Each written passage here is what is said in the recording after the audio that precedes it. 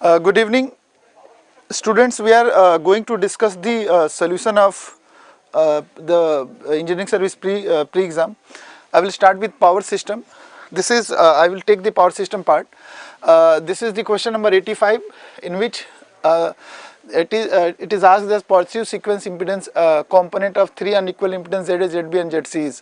इन्होंने पूछा है कि पॉजिटिव सीक्वेंस इम्पीडेंस क्या होगा. ठीक है, वैसे तो इम्पीडेंस का कोई पॉजिटिव सीक्वेंस कंपोनेंट नहीं होता है, because impedance is not a phasor, तो उसका कोई कंपोनेंट का लॉजिक नहीं. बट अब इन्होंने क्वेश्चन पूछ दिया तो आंसर तो देना पड़ेगा. तो जो आंसर होगा वो होगा, अब आपको सबको पता है, आप ये फार्मूला यूज कर सकते हैं पॉजिटिव सीक्वेंस के लिए. ये फार्मूला यूज कर सकते हैं 1/3 times ZA plus alpha times ZB, alpha times ZB plus alpha square ZC. So the answer for this, जो क्वेश्चन है उसके हिसाब से the answer for this will be the A option. This is 1/3 of ZA plus this is alpha ZB plus alpha squared ZC. So the answer of question number 85 is A option. But मैंने आपको बता दिया है कि question में थोड़ा सा problem है. इम्पीडेंस का इन्होंने कंपोनेंट पूछा है, बट कंपोनेंट सिर्फ फेजर्स का होता है और फेजर इम्पीडेंस नहीं होता है. Impedance is a complex constant, मैं क्लास में बार बार बोलता हूँ. बट फिर भी जो उन्होंने क्वेश्चन पूछा है, अब उसके हिसाब से आपका आंसर 85 होगा. फिर इन्होंने पूछा है कि कौन सा वायरिंग सिस्टम ज़्यादा यूज़ होता है, तो इसके लिए हम लोग बी ऑप्शन में कंडुइट वायरिंग यूज़ करेंगे. तो 86 के लिए हमारा आंसर जो होगा बी होगा. मैं ज़्यादा डिस्कशन मोड में नहीं जाऊंगा क्योंकि बहुत सारे सब्जेक्ट करने हैं और बहुत सारा टाइम जो है एक सब्जेक्ट पे प्रॉपर बहुत ज़्यादा नहीं दे सकते, डिस्कशन नहीं कर सकते. बट मैं आपको आंसर दे रहा हूँ तो आप आंसर्स यूज़ करेंगे. Which of the following is not an advantage of bundle conductor. आपको इनमें से बताना है कि बंडल कंडक्टर का कौन सा एडवांटेज नहीं है. तो आप सबको पता है रिड्यूस कोरोना लॉस एडवांटेज है, रेडियो इंफेरेंस का रिड्यूस होना एडवांटेज है, सर्ज इंपीडेंस रिड्यूस होता है, ये भी आपको पता है. तो this one is not the advantage. So this is the correct answer for 87. सबको पता होगा, ये कोई बहुत बड़ा आंसर क्वेश्चन नहीं है. So correct answer for 87 is correct answer for question number 87 is B. So this is the correct answer for this 87 is C. सबको पता है. फिर इन्होंने पूछा है कि वोल्टेज कंट्रोल में कौन सा यूज़ नहीं होता है. तो सीरीज़ कैपेसिटर को हम वोल्टेज कंट्रोल के लिए यूज़ नहीं करते, ये पावर ट्रांसफ़र कैपेसिटी को इन्हेंस करने के लिए यूज़ होता है. तो 88 का जो आंसर होगा ये सी होगा. इसमें मैं अब कुछ डिस्कस नहीं कर सकता, आप सबको पता है, बेसिक चीज़ें हैं जो आपको बहुत जो आप थोड़ा भी आपने पढ़ाई किया हो तो आप आसानी से इसका आंसर दे सकते हैं. इस क्वेश्चन को भी मैं डिस्कस नहीं करूंगा डिटेल में, बट इसका मैं आपको आंसर दे रहा हूँ. डिटेल सॉल्यूशन आपको प्रोवाइड किया जाएगा क्योंकि इसके लिए थोड़ा सा मुझे डिस्कशन करना पड़ेगा जिसमें टाइम लगेगा. बट इसका करेक्ट आंसर ए है. ठीक है, तो इस आंसर को आप लोग मैच कर लो. आपने आपने इस आंसर को अगर आपने ये टिक किया तो आपका आंसर सही होगा. इसके लिए अगर मैं डिटेल सोल्यूशन दूंगा तो उसमें मुझे टाइम काफ़ी लग जाएगा. तो टाइम बचाने के लिए हम सिर्फ आंसर दे रहे हैं. आपको डिटेल सोल्यूशन में जब आपको सोल्यूशन मिलेगा तो आपको पूरा डिटेल सोल्यूशन दे दिया जाएगा. फिर ये पूछा इन्होंने कि पावर सिस्टम में फॉल्ट की एनालिसिस करते समय कौन सा थ्योरम यूज़ होता है. तो प्रैक्टिकली आपको क्लास में बताया गया कि प्रैक्टिकली फॉल्ट एनालिसिस हम थेवेनिन थ्योरम से करते हैं. तो जो 90 का आंसर होगा दैट वुड बी सी. फिर इन्होंने कहा है नेक्स्ट क्वेश्चन में कि which one of the following is not a basic. आपको क्वेश्चंस को प्रॉपर पढ़ना होगा. ठीक है, इन्होंने कहा कि which of the following is not a basic functional characteristic of protective relay. तो आप सबको पता है कि रिलेज की क्या कैरेक्टरिस्टिक होनी चाहिए. रिलायबिलिटी उनमें से एक है, सेंसिटिविटी, स्पीड सब उनमें से एक है. लिनियरिटी को हम कंसीडर नहीं करेंगे. तो इसका करेक्ट आंसर हमारे लिए डी होगा. 91 का जो करेक्ट आंसर होगा डी होगा. फिर हम आते हैं इस क्वेश्चन में. इसमें इन्होंने पूछा है कि कितना वोल्टेज सर्किट ब्रेकर के क्रॉस अपीयर होगा. What is the voltage appearing across the pole of the circuit breaker. तो इसमें आप यूज कर सकते हैं 1/2 Li square is half Li square is half CB square. यहाँ से आपको V मिल जाएगा और उसकी वैल्यू कैलकुलेशन के बाद आपको मिलेगी 100 kilo volt. So the answer for this 92 is C, आप बहुत आसानी से इसको यूज़ कर सकते हैं। करंट की वैल्यू आप दे रखा है इन्होंने, कितना दे रखा है, करंट की वैल्यू इन्होंने 5 एम्पियर दे रखा है, तो आप करंट को 5 एम्पियर यूज़ करेंगे। इंडक्टेंस 4 हेनरी दे रखा है और कैपेसिटेंस 0.01 माइक्रोफैराड दे रखा है, तो उससे आपको वोल्टेज मिल जाएगा जो कि कितना आएगा, 100 किलो वोल्ट। फिर नेक्स्ट क्वेश्चन में कौन सा टेस्ट हम जो नहीं आता, ठीक है, तो ये तीनों टेस्ट हम परफॉर्म करते हैं सर्किट ब्रेकर में, ये नहीं आता, तो हमको क्या आंसर होगा, 93 का जो आंसर होगा, 93 का जो आंसर होगा दैट वुड बी बी। कोई खास डिस्कशन की ज़रूरत नहीं है, क्योंकि जिन्होंने बेसिक्स भी पढ़ाई किया होगा उनको ये सारी बातें पता होंगी, तो इसमें कुछ डिस्कस नहीं करूंगा कि अब ये मैं ये नहीं बता सकता आपको यहाँ पे कि टेस्ट क्या होते हैं, कौन से शॉर्ट सर्किट टेस्ट में क्या होता है या डाइलेक्ट्रिक टेस्ट, थर्मल टेस्ट में क्या होता है। तो बस मैं ये बता रहा हूँ कि जो आप सर्किट ब्रेकर में ये ओपन सर्किट टेस्ट को हम परफॉर्म नहीं करते, तो उसको हम लोग सही आंसर मिलेंगे। इसका भी सब बहुत दिनों से सबको आंसर होगा कि रिएक्टेंस कितना होना चाहिए, तो that would be √3 times of the resistance, so answer of this is a. तो 94 का जो आंसर होगा, the answer of 94 is a. फिर इन्होंने कहा है कि what is the kinetic energy stored in the rotor. Kinetic energy का सिंपल फार्मूला है, kinetic energy is nothing but H into S. H की वैल्यू दे रखा है आपको 9 किलोवाट सेकेंड पर केवीए दे रखा है। इसको आप अगर आप किलोवाट सेकेंड के बजाय इसको अगर आप 9 किलोवाट सेकेंड पर केवीए को यूज़ करेंगे और एस की वैल्यू को यूज़ करेंगे, एस की वैल्यू मतलब पावर रेटिंग यूज़ करेंगे 30 MVA। तो MVA में अगर यूज़ करो, देखो ये किलोवाट सेकेंड बेसिकली ये kilo joule, kilowatt second is kilo joule, तो किलो जूल पर केवीए को अगर आप समझे, 9 किलो जूल पर केवीए को अगर आप समझे, तो ये 9 MVA पर 9 किलो मेगा जूल पर MVA भी होगा। जो 9, मैं क्या कहना चाह रहा हूँ आप समझो, एच की वैल्यू जो दे रखा है 9 किलो वाट सेकेंड पर केवीए, इसको आप ये भी समझ सकते हैं, इट इज़ 9 मेगा जूल पर MVA, ये सेम रहेगा, ठीक है, क्योंकि किलो जूल पर केवीएस को आप मेगा जूल पर MVA भी कह सकते हैं। तो MVA में बस मल्टीप्लाई करना है, MVA की वैल्यू 30 है, तो ये 9 इंटू 30 करेंगे, ये 270 हो जाएगा। सो 95 का जो आंसर होगा दैट इज 270। फिर इन्होंने कहा है कि रिन्यूएबल कौन सा नहीं है, is not an example of renewal. तो आप सबको पता है सोलर, जियोथर्मल, विंड सभी रिन्यूअल है न्यूक्लियर को छोड़ के। So the correct answer for 96 would be D. तो ये 12 क्वेश्चंस थे जिनका आंसर सही है। मैंने आपको आंसर बताया, आप अपने आंसर मैच कर लेंगे, ठीक है। बाकी सब्जेक्ट कोई और फैकल्टी, नेक्स्ट सब्जेक्ट मेरे ख्याल से सर्किट थ्योरी होगा, तो उसकी फैकल्टी आपको डिस्कस करेंगे सर्किट थ्योरी के answers. Thank you.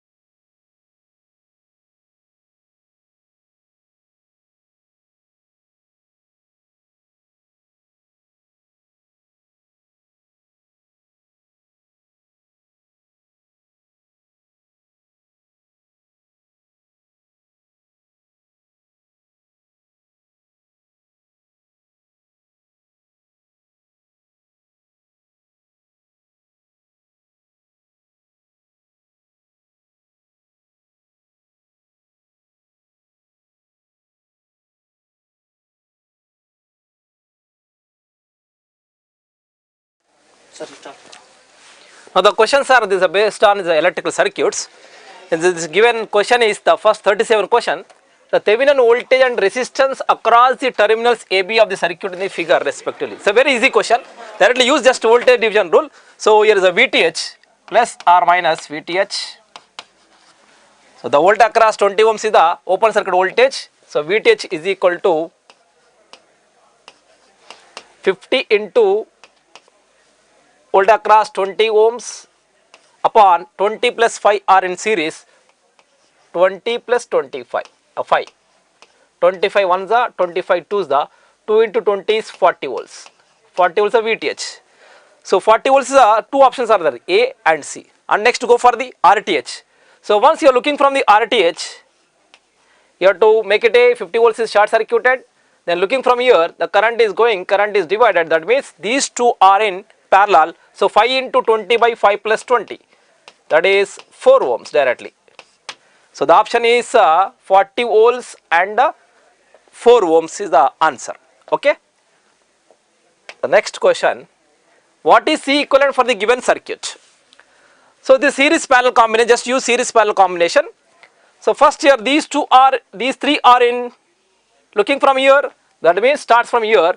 So these three are in series. Series means 1 by 1, 1 by C equivalent is here, 1 by 1 plus 1 by 5 plus 1 by 2. You get a 1 by C equivalent. After that, these two are in parallel. Next parallel to that one. After that, again series. These three are series. Again, these two are in. Again, your series means you have to find out 7 into 5 by 7 plus 5. Just you have to reduce it. You get a nearly equal answer is 3.18 microfarad. Just use series parallel combination only. Okay. Next question is, consider the following statements with respect to Kirchhoff's laws for a circuit comprising of resistance and independent sources. Here, the which of the above statements are not correct? First statement is the number of independent element volt ampere equations is equal to the number of resistance. Yes, the volt across resistance is R into I. Is the element, number of elements is equal to number of, here is the volt ampere equations, no doubt, these are correct. Second one is, the number of independent KVL equations is equal to one more than the number of nodes, is not a correct. Number of independent KVL equation means number of mesh equations must be equal to number of KCL equations, that is based on the duality theorem. So this is not a correct, second one is. Third one is the number of independent KVL equations is equal to number of independent loops. Number of independent loops is nothing but a number of mesh equations. Number of mesh equations is equal to number of KVL equations. So third also correct. These two are correct. So second is not a correct. So B is the answer. So move to the next question. What is the voltage V in the circuit diagram? This is a single node circuit. The first is the 2.55 amperes in a parallel. Just use the reduction. 2.5 get cancelled now here is. So only 5 ampere is the current is coming, the current is divided here. What is the current division rule is current to the 5 ohm resistance is upward. So where upward, here is a plus, here is a minus. V is actually is a negative. So here first finding the current I5 is equal to, very simple, 5 amperes is divided is equally, this is 2.5 amperes flowing here. So V is equal to 2.5 into 5, here is a minus actually. Why it is a minus? In opposite direction. But here option is not given, minus me. So you have to consider the actual correct answer is V is equal to minus 12.5. But if you take a magnitude, so 12.5 is answer is according to the options. But correct option is minus 12.5 volts only. Next move to the next question, 45th. Okay.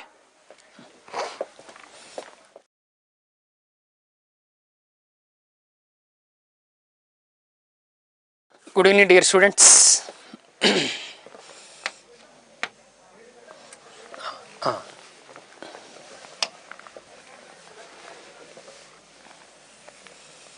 In this example, what is the statement given as a RL circuit with source, RL circuit with source. Now in the question he gave the statement as regarding the current response, Now in case of the RL circuit with source, what is the nature of current response is the exponential rise. The nature of current response is exponential rise. Simply we have to use the definition of the time constant. But the time constant is the time constant, time taken for response. Time taken for response to raise the 63.2% of maximum value. 63.2% maximum value. Only you have to use our definition only. If you observe the options here, then what is the correct answer for this is B. 63.2% maximum value. But the maximum value is nothing but a steady state value. Okay. Come to the next one. Now what he gives the statement as a when these transients are the present. When the transients are present in the network, whenever the network is subjected to any changes either by changing source voltage or by changing any one of the circuit elements. Either by changing source voltage or by changing any one of the circuit elements. Now if you observe the options carefully here. Now what is the second option given is a circuit is suddenly connected or disconnected from the supply. That means either by connecting source or by disconnecting the source, we can observe the transients in the network. Now next one is a very simple question. What is your statement as a correspond to DC source? How this inductor behaves and how the capacitor behaves. Now DC means what is the omega equal to 0. Now if you come to inductor, what is the XL is equal to omega L. What is XL is equal to 0. XL equal to 0. XL 0 means how this inductor is behaves as a short circuit. Then what about a capacitor? XC equal to 1 by omega C. Whenever this omega equal to 0, then what about this XC equal to infinite? This how this capacitor behaves as a open circuit. Inductor is a short circuit and capacitor is the open circuit. Now what is the statement given as a now why we are going for iron core? See, there are two possibilities are there in order to make the core. One possibility is we can go for the air core or we can go for the iron core.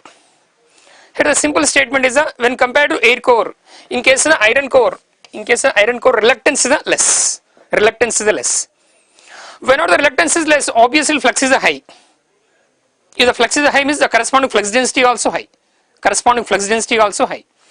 Now if you observe the options, which one supporting here? Large flux densities.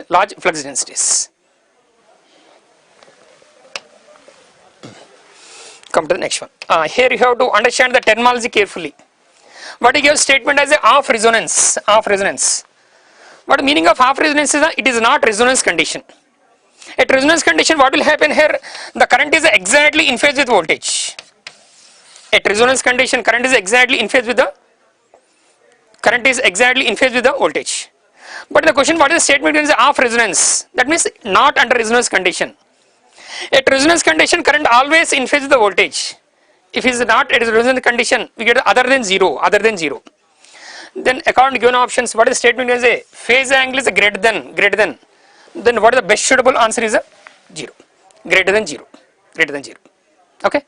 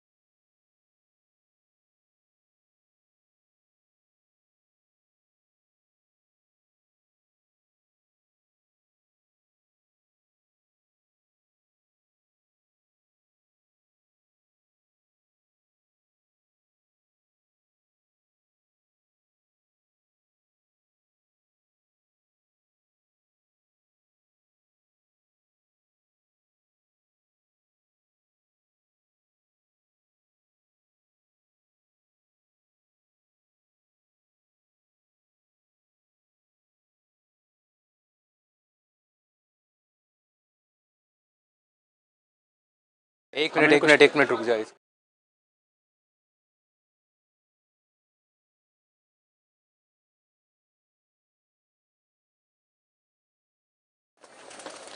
Okay, good evening everyone. So we are going to discuss, me and Naveen sir, we both are going to discuss some questions of signal system that has come in today's paper in electrical engineering. So what is question number 21? In this we have to find out Z transform of unit step signal. It is super easy question. और इसका answer क्या होगा? As you know, for step signal UN, what will be the Z transform? It is like this: Z upon Z minus 1 with mod Z greater than 1. So which option is matching out of these four options? Option C. So for question number 121, what is the option? Option C. C. Okay. Now next question will be explained by Naveen sir. So, he is asking about the 122nd question, that is, consider the following statements for quarter wave symmetry. So, as we study about that, the two symmetries, that is considered to be as even plus half wave symmetry or odd plus half wave symmetry, the combination must be definitely equal to that of quarter wave symmetry. It's a quarter wave symmetry. If you see the same thing, the question asked is the same thing only. See that, consider the following statements for quarter wave symmetry. A periodic function possesses a quarter wave symmetry if it has either odd or even. That means it is having either even or odd is present. It has half wave symmetry. That means it is going to be also having the half wave symmetry is present. That is, half wave symmetry is present. So that half wave symmetry is present. So it's supposed to be called as your half wave symmetry we are having. That means if you see the options, that is both 1 and 2 are correct. It is both 1 and 2 are correct, it is. Okay. So next question will be solved by the Rohit sir. Okay. So let us see what is the next question. So next question is related to DTFT. In this, DTFT has been given and we have to find out its inverse DTFT. So what we are going to do, suppose we will write x of e की power j omega. So we are going to write x of e की power j omega in the range of minus pi by 2 to pi by minus pi to pi. So this is the range minus pi to pi. ठीक है? This is the range of 2 पाई, क्योंकि DTFT में DTFT 2 पाई के साथ repeat होता है. तो minus pi से पाई रेंज पर जो भी DTFT है वो रिपीट हो रहा है. तो आपको इन्वर्स कैलकुलेट करना है माइनस पाई टू पाई वाले रेंज में. तो माइनस पाई टू पाई वाले रेंज में फर्स्ट इम्पल्स माइनस साई 1 पर है, तो इसे इस फॉर्म में लिखते हैं. तो इसे आप पहले इस फॉर्म में लिखो. Okay. So let us write here x of e की power j psi in the range of minus pi to pi. It is weight is minus j by 2 delta psi plus psi 1. Now what is the second impulse? Plus j by 2 psi minus psi 1. Now we have to write down its inverse DTFT. Okay. So for delta psi, what is the inverse? Inverse is 1 by 2 pi. For delta psi plus psi 1, what will be the inverse? Inverse will be 1 upon 2 pi into e की power minus j psi 1 n. So we are using frequency shifting property here. तो इसी तरह delta psi minus psi 1 inverse आप क्या लिखेंगे? 1 upon 2 pi e की power plus j psi 1 n. Okay. फिर इसके बाद x ऑफ n लिखना है, तो इसका इन्वर्स लिखना होगा. सो x of n is what? Minus j by 2. Inverse of this term is what? 1 by 2 e की power minus j psi 1 n plus j by 2 into e की पावर j psi 1 n. अब इसको थोड़ा simplify करेंगे, तो simplify करेंगे तो इस फॉर्म में आएगा 1 upon 2 pi in bracket 1 by 2j e की power minus j psi 1 n minus 1 by 2j. e की पावर j psi 1 n इस फॉर्म में आएगा। अब आप अगर इसको लिखें तो रिजल्ट कुछ इस फॉर्म में आएगा, -1/2 इंटू e की power j psi 1 n e की power -j psi 1 n divided by 2j। Okay, तो आंसर है -1/2 इंटू साइन psi 1 n। ठीक है, तो जब आप रीअरेंजमेंट करेंगे तो इस फॉर्म में आंसर आता है। लेकिन जब आप 4 ऑप्शंस देखेंगे तो ऑप्शन डी जो है वो क्लोजेस्ट है, बट यहाँ पर नेगेटिव साइन नहीं है।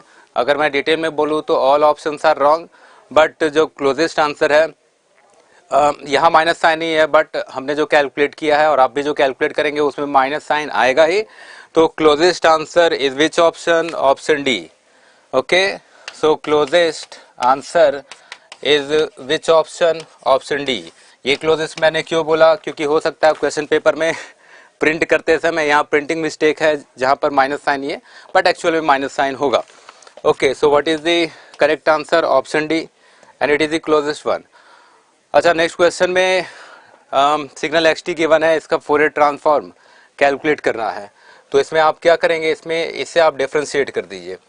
सो d x T upon D t, तो D x T upon D t जब आप इसे ड्रॉ करेंगे तो D x T upon D t में क्या दिखेगा?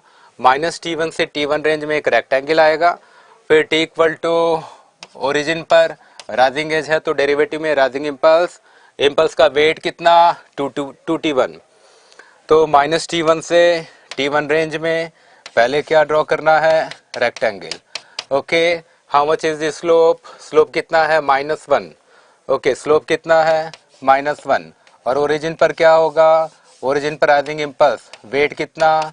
2t1। ठीक है, तो D x T upon D T को आप इस फॉर्म में लिख सकते हैं, it is equal to 2t1 delta T plus some function F T. What is F T? F T is nothing but this negative rectangle. तो यहाँ जो नेगेटिव रेक्टेंगल है इसको आप अलग ड्रॉ कर ले फटाफट। इसको इस तरह आप ड्रॉ कर ले, -t1 से t1 रेंज में एम्पलीट्यूड कितना? -1। तो उसे मैं अलग से यहाँ पर एफ टी लिख देता हूँ। इस पर आप फोरियर अप्लाई करें, j omega x of omega is equal to 2t1 plus Fourier transform of that particular term. So what will be Fourier? Fourier will be what? It will be equal to -2t1 sampling omega t1। Okay, अब इसको थोड़ा simplify करना है, तो इसको simplify करने के बाद जो रिजल्टेंट आंसर आएगा वो मैं लिख देता हूँ। इसको सिंप्लीफाई करने के बाद रिजल्टेंट आंसर कुछ इस फॉर्म में आता है, it will be equal to X of omega is equal to J in bracket 2 sine omega t1 divided by omega square -2t1 upon omega. So 2 sin omega t1 divided by omega square minus 2t1 upon omega whole multiplication with j.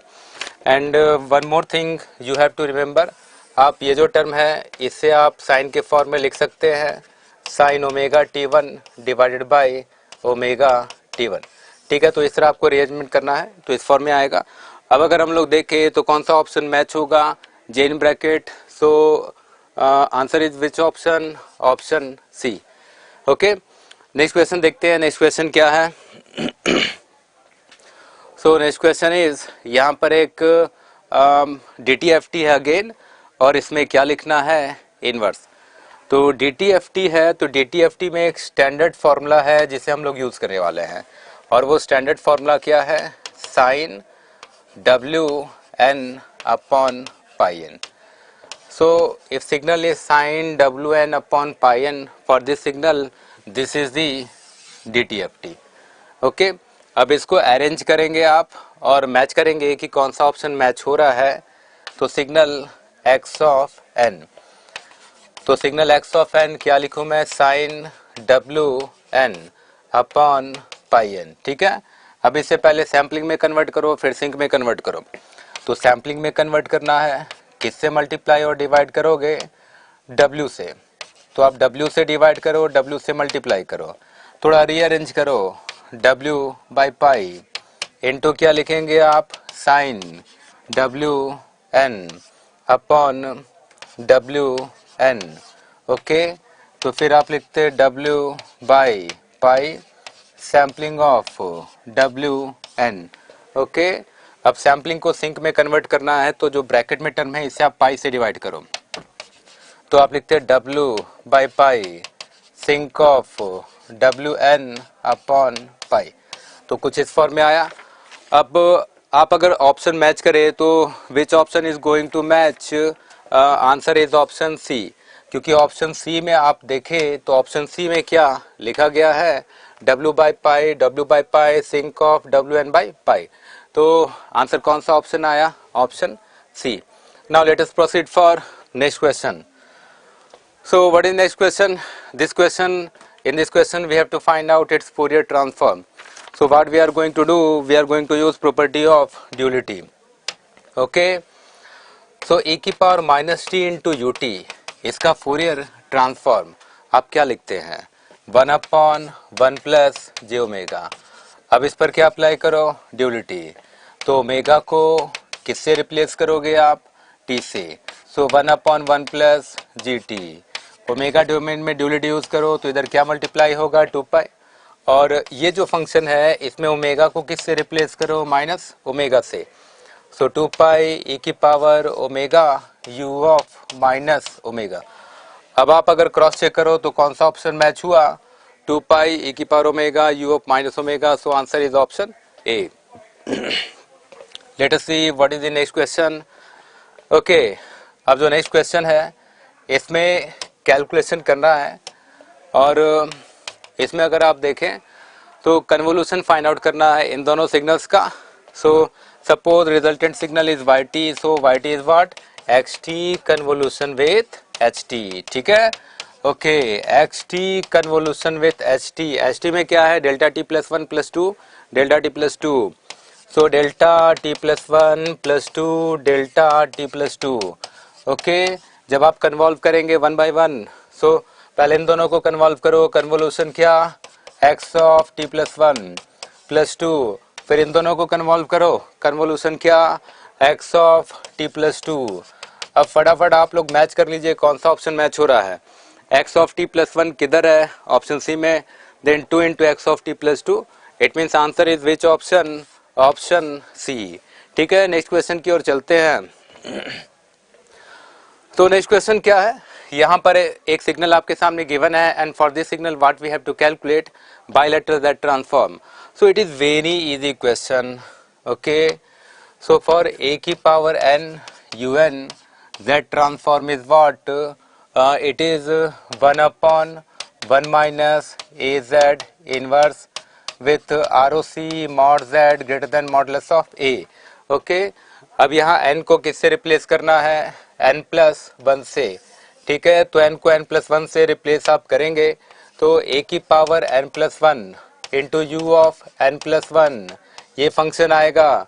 और अगर आप इसका DTFT लिखें तो time shifting property use करना है, तो कौन सी प्रॉपर्टी आप यूज करेंगे, टाइम शिफ्टिंग प्रॉपर्टी। तो किससे मल्टीप्लाई कर रहा होगा, z से, तो आप लिखेंगे z upon 1 minus a z inverse with R O C mod z greater than modulus of a. अब आप चेक करिए कौन सा ऑप्शन मैच हो रहा है, so answer is which option, option D. Okay, now let us see what is the next question.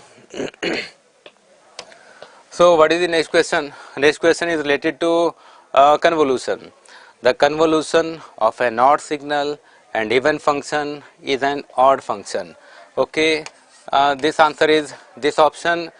This statement is correct, but what we have to do,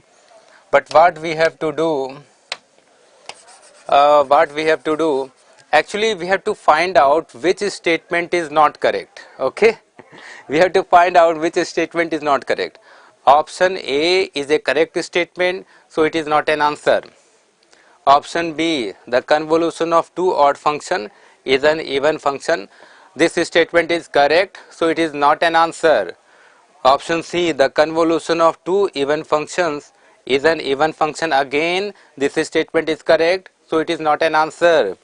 And option D, the convolution of two odd functions is an odd function. This is wrong because convolution of two odd function will be an even function. It means this statement is wrong, so we have to select the wrong statement. Okay, so which statement is wrong? Option D. So what is the answer for this question? Option D. Now in the next question we have to find out sampling frequency, और ऐसे question class में बहुत सारे हमने किए हैं. ठीक है, तो सबसे पहले जीटी को आप सैम्पलिंग में कन्वर्ट करो, सिंक को सैम्पलिंग में कन्वर्ट करना है तो ब्रैकेट के इनसाइड जो भी लिखा है उससे पाई से मल्टीप्लाई करो. तो क्या लिखते हैं आप? Sampling square 200 pi T. अब इसमें आपने मैक्सिमम फ्रीक्वेंसी चेक किया, सो 2 इंटू 200 पाई कितना आया? 400 पाई. यूनिट क्या? रेडियन पर सेकेंड. इसके बाद आप इसे हर्ट्ज में लिखिए, तो ओमेगा एम को किससे डिवाइड करेंगे आप? 2 पाई से. तो कितना आया? 200 हर्ट्ज. अब सैम्पलिंग रेट कैलकुलेट करना है, तो सैम्पलिंग रेट कैसे कैलकुलेट होगा? ट्वाइस ऑफ एफएम से. सो आंसर कितना? 400 hertz. So answer is 400 hertz. फटाफट आप चेक करें किस ऑप्शन में 400 हर्ट्ज लिखा गया है. ऑप्शन सी में. So what is the resultant answer? Option C. Now let us see what is the next question. So what is the next question? Okay, so ठीक है, ठीक है. ओके, इसके बाद what is the final value of function ft equal to ft is equal to okay just a minute. ठीक है, this function है. अच्छा, अब इसमें ये तो बहुत इजी है, सुपर इजी सवाल है. जब आप t इक्वल टू इन्फानाइट पर चेक करेंगे तो ये जो साइन 5t का टर्म है ये बिटवीन -1 to 1 होगा, मतलब एक फाइनाइट एम्पलीट्यूड होगा. बट e की पावर -2t ये डिक्रीजिंग एक्सपोनेंशियल है. t इक्वल टू इन्फानाइट पर कितना? 0. सो f ऑफ इन्फानाइट अगर आप कैलकुलेट करें तो फर्स्ट टर्म का एम्पलीट्यूड कितना? 0. और सेकेंड टर्म एक कोई फाइनाइट वैल्यू होगा बिटवीन -1 to 1, तो मल्टीप्लीकेशन कितना? 0. सो answer is which option? Option A. तो कौन सा ऑप्शन आंसर है? 131 का ऑप्शन ए. फटाफट देखते हैं what is the next question. So next question is related to again it is related to discrete time signal. तो इसमें क्या करना होगा? सबसे पहले x ऑफ n का z ट्रांसफॉर्म फटाफट लिखते हैं. क्या लिखे? 1/1 माइनस ए जेड इनवर्स. ठीक है, फिर इसके बाद gn. हमें करना क्या है कि gn को थोड़ा सिंप्लीफाई करके पता करना है कि g of n out of this 4 options किससे मैच होगा. ओके, तो gn का z ट्रांसफॉर्म लिखे gz and is equal to x of z minus alpha z inverse into x of z. So 1 minus alpha z inverse into x of z and 1 minus alpha z inverse into x of z. x of z is how much? 1/1 minus alpha z inverse. Okay, ये दोनों terms हो गए cancel out. तो कितना आया? gz 1. तो अगर gz 1 आया तो इसका इनवर्स हमें लिखना है. So gn will be what? Delta n. तो ये जो लास्ट क्वेश्चन है सिग्नल एंड सिस्टम का, इसके लिए आंसर क्या होगा? Delta n. और डेल्टा n किस ऑप्शन में है? ऑप्शन ए में है. Okay, so this is all about signal and system. Now let us wait for next subject.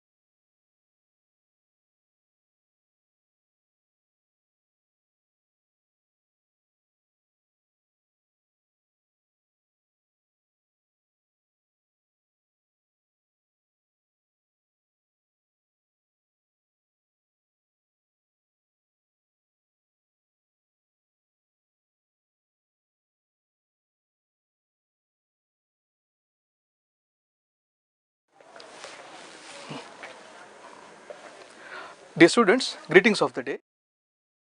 We'll be solving now induction motor question.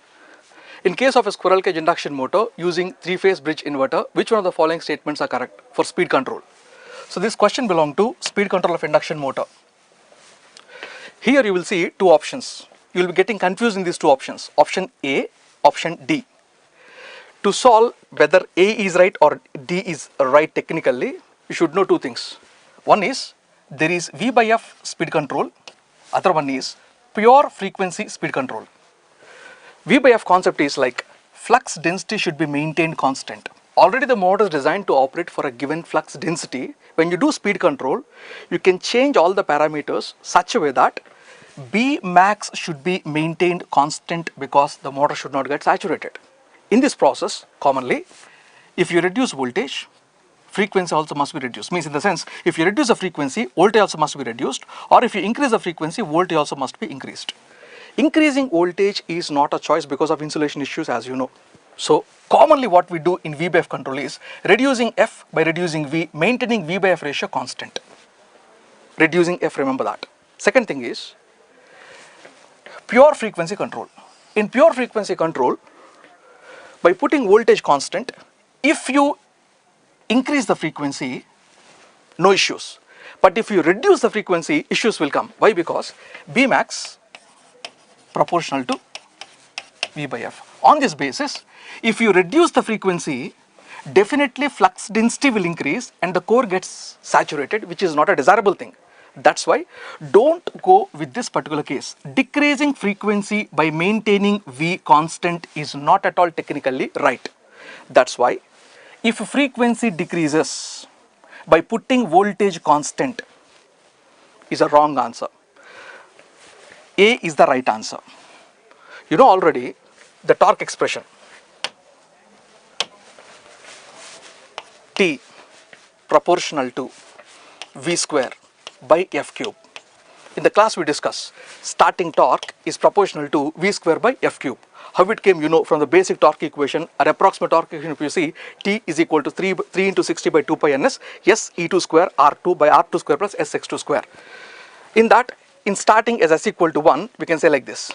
T is equal to 3 into 60 by 2 pi ns into S E2 square R2 by R2 square plus Sx2 square.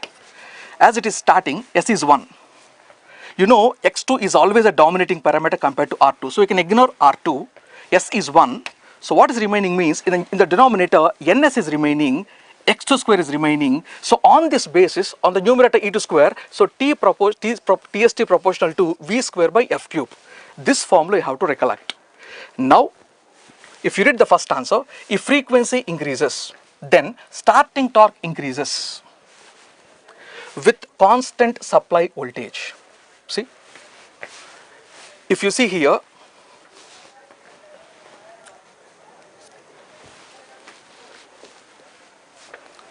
if frequency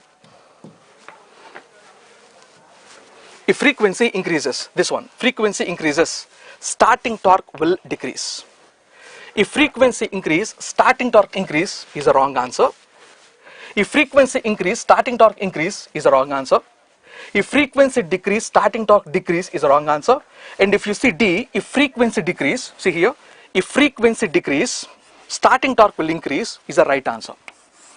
What I want to convey is, here we get confused in these two, option A, option D, because both are, if frequency increase, starting torque increase.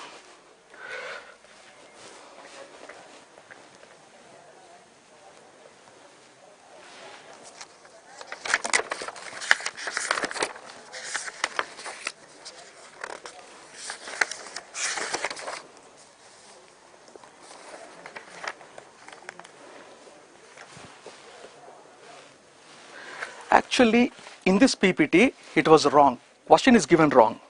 I am reading the right question in the paper. In the PPT, question is given wrong. Once note, in case of squirrel cage induction motor using three-phase bridge inverter, which one of the following statements is correct for speed control? Option A. If frequency increases, then starting torque decrease with constant supply voltage. If frequency increases, then starting torque increases with constant supply voltage. If frequency decreases, then starting torque decreases with constant supply voltage. If frequency decreases, then starting torque increases with constant supply voltage. These are the right answer options in the paper actually. In the PPT there was an error. So kindly note option A is right. If frequency increases as TST proportional to V square by F cube. If frequency increases by maintaining V constant, starting torque will decrease. This is the right answer. Don't see this PPT, there is an error in the options. This is paper, hard copy with me, set A. In set A, question number 82, option A is right. If frequency increase, then starting torque decrease with constant supply voltage. Simple formula approach. TST proportional to V square by F cube. Next. I want to see your messages.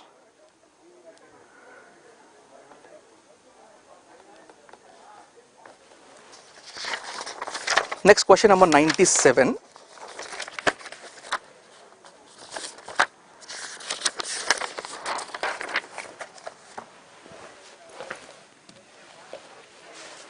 There are additional losses. In transformers we discuss, there are two major losses. One is iron loss, other one is copper loss. What are the additional losses means? We'll see dielectric loss and many. In that one is stray load losses. Leakage flux is proportional to load. Leakage flux will link with the auxiliary parts in the transformer and produce some unnecessary extra losses, additional losses. Those are stray load losses. With that basic, we move on to this question. There are additional losses that arise from non-uniform current distribution in the conductors and the core losses generated in the iron due to the distortion of magnetic flux distribution. Magnetic flux got distorted, which is basically leakage flux. So leakage flux, if it is non-uniform, somewhere here it is given, see, non-uniform current produced, non-uniform means alternating flux. So if leakage flux is distorted, so leakage flux is non-uniform means alternating, that will produce definitely some losses. So that is stray load loss, which is a simple answer. If you see, there is nothing like steel losses. Frictional and windage loss, you know, they comes with a rotation. That's not the case. So stray load loss is the right answer. Next. In generating mode, an induction machine operates as a generator with a shaft speed which is greater than the synchronous speed if the slip is. It's a straight question. You know, induction motor operating zones.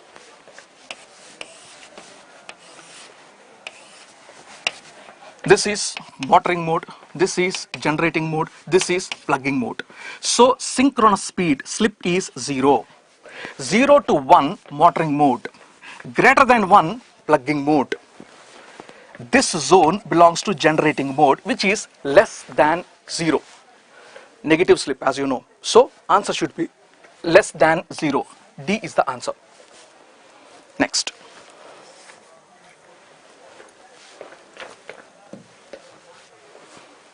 A 3-phase 60 Hz 25 HP Y-connect induction motor operates at a shaft speed of almost 1800 RPM.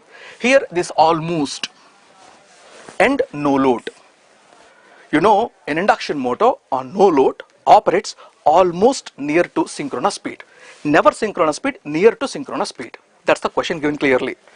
The shaft speed is almost 1800 RPM. Now 1650 at full load, okay. Anyway, with load, the induction motor speed will reduce obviously. Here what we need is we have to calculate the number of poles. First, to calculate the number of poles, all we need is two things. One is, according to this formula, Ns is equal to 120 F by P. Synchronous speed, you can take directly 1800 RPM because on no load, the motor is almost running at 1800 RPM. So, synchronous speed is 1800 RPM, we can take according to the question. And frequency is given already in the question as 60 Hz. So what is unknown? P. So P is equal to 120 into 60 by 1800 will give you answer as 4. 4 is the answer.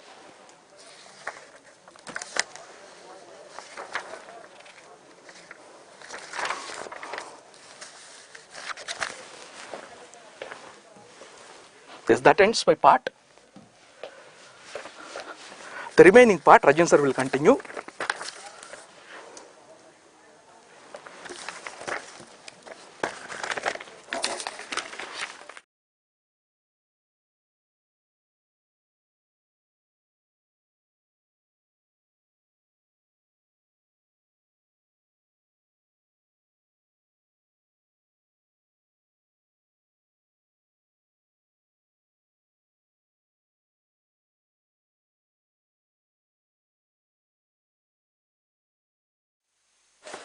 Hello everybody, welcome back. Just I'm going to discuss a DC machine and synchronous machine. Apart from that, one question is from electromechanical energy conversion. I'm going to take that also, and one material question is also there for BH loop, so I will consider that also, right, as it is told to me. So now this question is 83, that is related to salient pole synchronous motor, right? So what we have studied all the power relation that power is having basically, है ना, power पढ़ा था हमने ना, इसके दो part थे, one is electromagnetic, one is reluctance power, correct. So related to this power electromagnetic torque will be there. तो जस्ट आइडेंटिफाई दिस 1 and 2, दो पावर होते हैं ना, हाँ जी sir. So 1 + 2 is the resultant, that is the 3, correct. So 1 2 में 1 क्या था, रिलक्टेंस पावर, 2 क्या है, that is your electromagnetic power, related to it is electromagnetic torque. तो क्या हो जाएगा आंसर, इलेक्ट्रोमैग्नेटिक टॉर्क, राइट. ठीक है, चलिए नेक्स्ट क्वेश्चन में चलते हैं. Now come to the magnetic core has a constant permeability by making air as media for a coil current and the resultant flux linkage. The see this question is from electromechanical energy conversion, correct. Just I am telling you the concept. See, this is the flux linkage versus current, and if it is suppose air coil, correct, media for a coil current, right, air as a coil. So air BH loop क्या होता है, linear, correct. तो linear में जो energy है और को energy है, both will be same only, correct, both will be same only. The energy and को एनर्जी आर इक्वल. ठीक है, कौन सा हो गया, 98 ना, राइट. तो ए इज द आंसर. ठीक है, चलिए आगे बढ़ते हैं. Now if the structure of DC commutator machine is generally designed with, ये दो सबसे सिंपल क्वेश्चन है, करेक्ट, बेसिक क्वेश्चन है, राइट. तो क्या हो जाएगा बता दीजिए. जैसे डीसी मशीन की बातें कर रहा है, तो in DC machine already we know ना, जो पोल्स होते हैं वो किधर होते हैं, स्टेटर पे होते हैं, और जो रोटर है वो हमारा आर्मेचर रोटर क्या है, सिलेंड्रिकल रोटर जनरली, करेक्ट. तो क्या हो जाएगा इसका answer, that answer is salient stator and non salient rotor, correct. Salient means that projected outwards, कुछ उसमें से बाहर निकला हुआ, उसको हम सैलिएंट बोलते हैं, राइट. तो answer is B. Now come to the 100th question, correct. In 100th question, the steady state external performance characteristics of DC generator has the relationship between. तो देखिए external performance characteristics, external मतलब generally I have explained you, अगर मान लीजिए suppose ये हमारा armature है, ये शाफ्ट है, करेक्ट. तो एक्सटर्नल मींस अगर एक्सटर्नल की बात करते हैं तो इधर का मतलब क्या है, जो टर्मिनल वोल्टेज है और जो उधर का करंट है, right. Internal means that EG and IA, yes और नो, और ईजी नॉट वर्सेस आईएफ करते हैं तो that is magnetic characteristics, correct. तो 3 characteristics are there mainly, correct. That is magnetic characteristics, internal characteristics, external to the machine, right. तो किसके हो जाएंगे, V versus I, terminal voltage and load current at constant speed. ठीक है, तो answer क्या हो जाएगा, D. Now come to the next. A 250 volt 50 kilowatt short shunt compound DC generator has, देखो ये जो डेटा दिया हुआ है ना, इसका कोई यूज नहीं है. What is the value of the total current supplied by the generator. तो अगर करंट पूछ रहा है, वैसे भी इधर वाट दिया हुआ है, वोल्टेज दिया हुआ है, करेक्ट. तो इनका वैसे भी कोई जरूरत नहीं है, राइट. तो क्या करेंगे, जस्ट पावर दिया है, वोल्टेज दिया है, तो 50 into 10⁻³ डिवाइडेड बाय 250 कितना आ रहा है ये answer, that is 0.2 kilo amp ना, yes. So C will be our answer. तो इसमें ये जो डेटा था ये रिडंडेंट है, कुछ इसका यूज नहीं है, बस आपको कितना सप्लाई कर रहा है, जब रेटिंग दे रखा है तो डायरेक्ट आंसर आएगा, इसकी कोई यूज नहीं थी इधर, राइट. ये होता है इंजीनियरिंग सर्विसेज में, तो काफी होते हैं ये सब चीजें. चलिए अब आ जाते हैं 104. a 3-phase 13.2 kilovolt 60 hertz 50 MVA Y connected cylindrical rotor synchronous generator. Again I am not wasting your time, correct? ये जो भी दिया हुआ है ये सब बेकार की बातें, correct? It is waste, right? Simple दिया हुआ है armature reactance. अच्छा, the leakage reactance इतना times of armature reactance. तो what is synchronous reactance? They are asking. What is synchronous reactance? That is armature reactance plus leakage reactance. Armature reactance कितना है? That is 2.19 plus what is a leakage part? That is 0.137 times of this. तो 0.137 times of this, that is 2.19. इनको जब हम add करते हैं तो कितना आ जाएगा answer? That is 2.49. So this is the answer. Again 104 D is the answer, right? तो ये सब रिडंडेंट था, बस इतना करना था हमें. ओके, अब आ जाते हैं आगे. Next, that is 105. For the commutator DC machine stator, it has riveted poles and the ends of the poles are called. Now see, in that stator, that armature and stator, your yoke part, there is pole over there, right? ये तो सबको पता है. हाँ जी sir. अब इसमें जो ऑप्शन है थोड़े से कंफ्यूजिंग है, बट इसको क्या बोलते हैं? Pole core. What is this? Pole core. इसको क्या बोलते हैं? Pole shoe. Pole shoe, correct. अच्छा, और ये लास्ट जो हमें दिखेगा लास्ट, ये क्या कहलाता है? That is pole face. थोड़ा सा कंफ्यूजिंग क्वेश्चन है, जैसे कि इसमें पोल शू भी दे रखा है, पोल फेस भी दे रखा है, and this length is called as pole arc. तो पोल आर्क भी दे रखा है, बट अगर हम देखें यहां से जो लास्ट पोर्शन देखेंगे तो वो पोल फेस ही होगा जिसको फ्लक्स क्या होगा? लीव कर रहा होगा. The flux is leaving actually that pole face. तो मैं अभी पोल फेस के साथ जा रहा हूं, ठीक है. Now come to the next question. 106.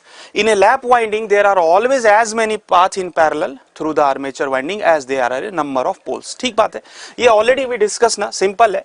जैसे जितने भी पैरेलल पाथ होंगे, राइट? जितने भी पैरेलल पाथ होंगे, suppose this is armature current, A number of parallel path, तो ईच पाथ में कितना करंट हो जाएगा? सिंपल, IA बाई ए, और ए किसके बराबर होता है?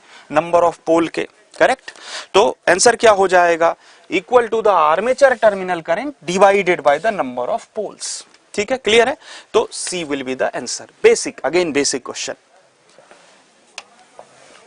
Now come to the 107. A 4-pole DC machine armature has 54 slots. ठीक है. It has lap wound with single turn coil. देखो सिंगल टर्न कॉइल दिया हुआ है, करेक्ट. उससे कंफ्यूज नहीं होना है. जनरली सिंगल लेयर और डबल लेयर, इसमें कंफ्यूजन होता है. तो here it is not written whether it is single layer और डबल लेयर, बट जनरली जो मशीन होती है, करेक्ट, डबल लेयर हम यूज करते हैं. generally this is a kind of information, extra information. तो as per that 54 slots हैं. तो डबल लेयर का मतलब पहले मैं बता दूं, 2 coil sides in a slot. ठीक है, 2 coil sides in a slot of 2 different coils. तो slots किसके बराबर हो जाएंगे? coils के बराबर हो जाएंगे. कितने slots हैं? 54. आंसर कितना हो जाएगा? 54. But it is not mentioned in the question. So अगर मान लीजिए कोई स्टूडेंट कहता है कि क्यों सर ये सिंगल लेयर भी तो हो सकता है, यस, क्यों नहीं हो सकता है, तब फिर आंसर कुछ और हो जाएगा, राइट? तो my point is generally double layer use करते हैं. अगर एक ऑप्शन टिक करना है तो as per my opinion answer should be 54, क्योंकि जनरली डबल लेयर यूज करते हैं. ठीक है, बट अगेन एक चीज रिपीट कर रहा हूं, अगर सिंगल लेयर लेकर के करेंगे तो आंसर फिर कुछ और आ जाएगा, राइट? चलिए अब आ जाते हैं. A shunt DC motor is rated for 230 volt 1350 RPM. ठीक है, रेटिंग वगैरह दिया है. अब स्टार्टर में एक बहुत ही सिंपल कॉन्सेप्ट है, उसको बस दिमाग में रखिए, काम चल जाता है, राइट? वो क्या है जरा समझेंगे. ये आर्मेचर है, हाँ जी सर, इसी के साथ वो रेसिस्टर ऐड करते हैं, एक्सटर्नल रेसिस्टर. यस सर, क्योंकि आर्मेचर को हमें प्रोटेक्ट करना है, right? Yes sir. So if we want to protect our armature my dear friend, then one resistor should be added. What should be the current rating of that armature, that external resistance they are asking. तो वो भी condition भी बोल दिया कि जो भी current उसमें आना है ना, correct, that current should not exceed 150% यानी 1.5 times of rated value. What is the rated value? तो 37.5 is there, that line current, उसमें field में कितना चला गया? 0.75, correct. तो 37.5, yes sir, minus 0.75, ये हो जाएगा हमारा आर्मेचर का रेटेड करंट. और ये इसका कितना इनटू ये जो भी वैल्यू आ रहा है इनटू 1.5 टाइम्स कर दीजिए, that will be the rating of that resistor. कितना आ रहा है? आई थिंक डी आ रहा है, करेक्ट. 108 का डी आ रहा है. ठीक है, क्लियर है? 108 का डी आ रहा है. सिंपल, जो उसकी रेटिंग है that should be multiplied with 1.5 times because it should not exceed 150%. D is the answer. चलिए, ये तो पार्ट हो गया. Now one more question I am just explaining. That question is related to material science but that BH loop generally just sir has told me कि please you explain. चलिए, वो space नहीं है, कोई नहीं, इधर मैं बता देता हूं. सिंपल है. See, in that question, this is a famous question, exactly what we can see, right?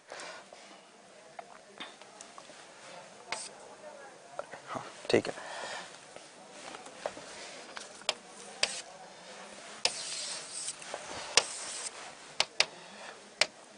So I am explaining here. This is the question number 57.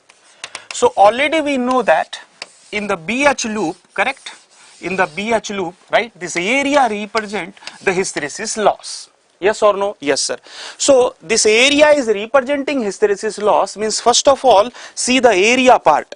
तो okay, 250 joule per meter cube कुछ ऐसा दिया हुआ है. अच्छा, ठीक है.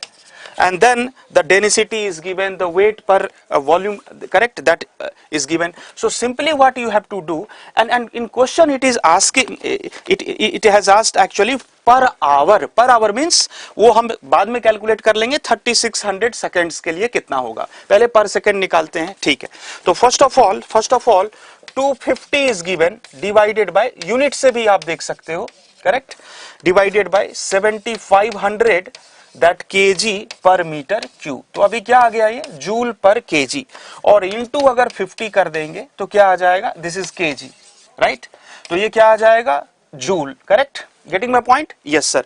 But this is for basically for one cycle. ये वन साइकिल के लिए आया.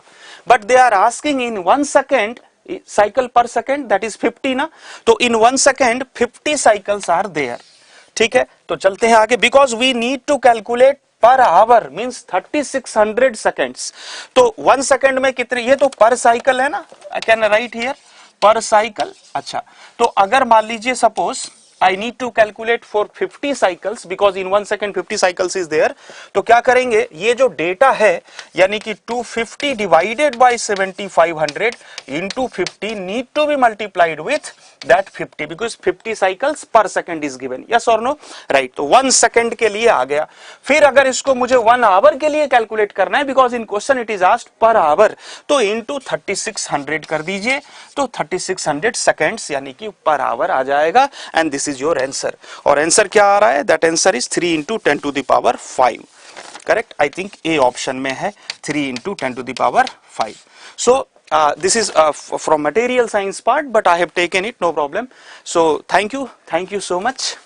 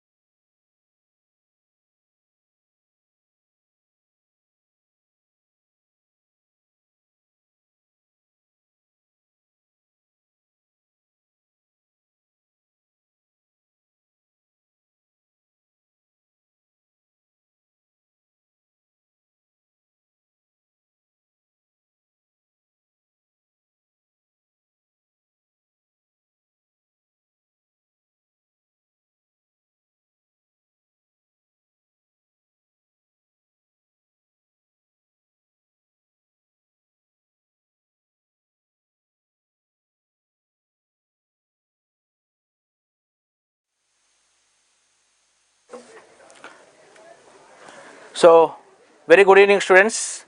So, this time as far as power electronics weightage is concerned, they have asked about 10 questions in power electronics, and moreover when compared to the previous papers, this year for prelims power electronics paper was very easy.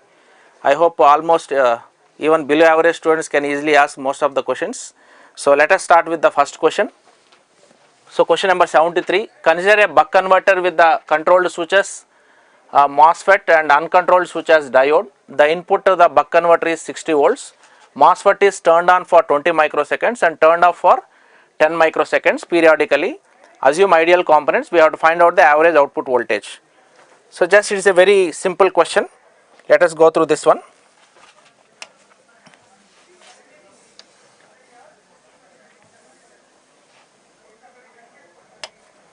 So, here just in buck converter, the basic formula for average voltage is V0 is equal to duty ratio alpha into supply voltage. So, first let us find out the duty ratio. Switch is on for about 20 microseconds and total time period is, switch is on for 20 microseconds and it is off for 10 microseconds. So, time period is 30 microseconds. So, duty ratio is 2/3. So, we get average voltage is duty ratio 2/3 multiplied by the supply voltage given. What is the supply voltage? 60 volts. Yes, 60 volts. Supply voltage is 60 volts. So, average voltage is 40 volts. Okay. So, answer is option C. So, for the question number 73, option C is the right answer. Once again, for question number 73, option C is the right answer. Very simple question. I think everyone will do this question, no doubt in that. So, go through the next question. So, consider the following statements related to DC to DC converters. So, here they are explaining in the options related with the polarity of input voltage and output voltage. If you see the first option, the polarity of the output voltage and input voltage of a single ended primary inductance is opposite. So, if you see here,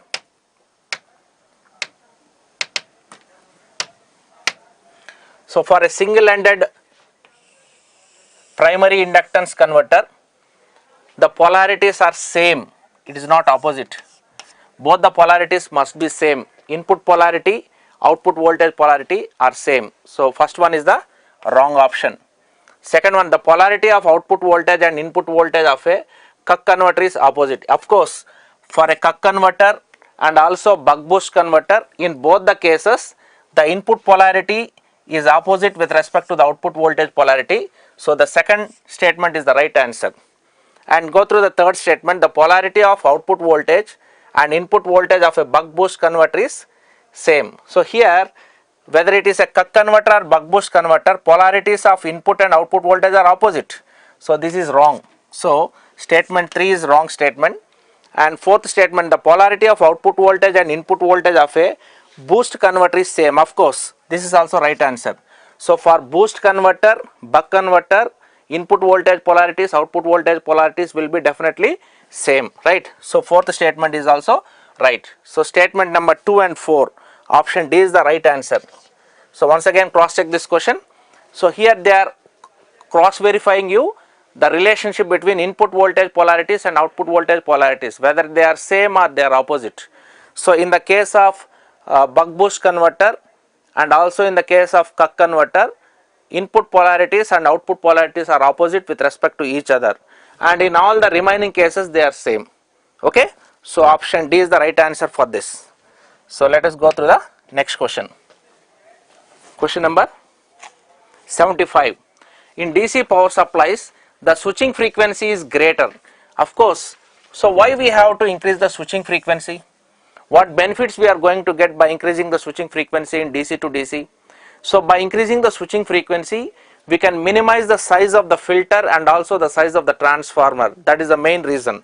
So, if you see here, the switching frequency is much greater than the power frequency, AC power supply frequency. So, normally in the utility system or grid, our AC supply frequency is 50 Hertz. So, here by increasing the switching frequency, which is many times greater than the power switching frequency, that is the AC supply frequency is 50 hertz, switching frequency is many times greater than that, and then we can minimize the transformer size and also the size of the filter. So that is the main benefit we get. So the appropriate answer for this question is option D, right? So next. So I hope it is clear to you. And which of the following is the symbol for P channel IGBT? You can see here P channel IGBT. So this is actually for MOSFET. This is N channel MOSFET. This is the symbol for N channel MOSFET. This is the symbol for P channel MOSFET. P channel MOSFET. And then here, this is the symbol. Actually here you can see the arrows here. Arrows are inside here. So this is the symbol for, if arrows are inside, then it is N channel IGBT. This is N channel IGBT. Of course here emitter and this is collector. Collector and emitter terminal they have to give. Unfortunately there was a printing mistake, but take it as drain source or collector emitter, no problem. That's not a problem. This is P channel MOSFET. So answer of this option D. Actually for IGBT we have one more symbol. So if the arrow for this is like this is N channel IGBT. So this one and this two are same. So N channel IGBT. So suppose if this arrow is inside and that is P channel IGBT, or otherwise for this arrows are outside. Just remember this one. So this is answer is option D for this question, right? So next question number 77, 78, 79 and 81 will be discussed by Sajal sir. So now let me discuss question number after 76, 80. I am discussing question number 80.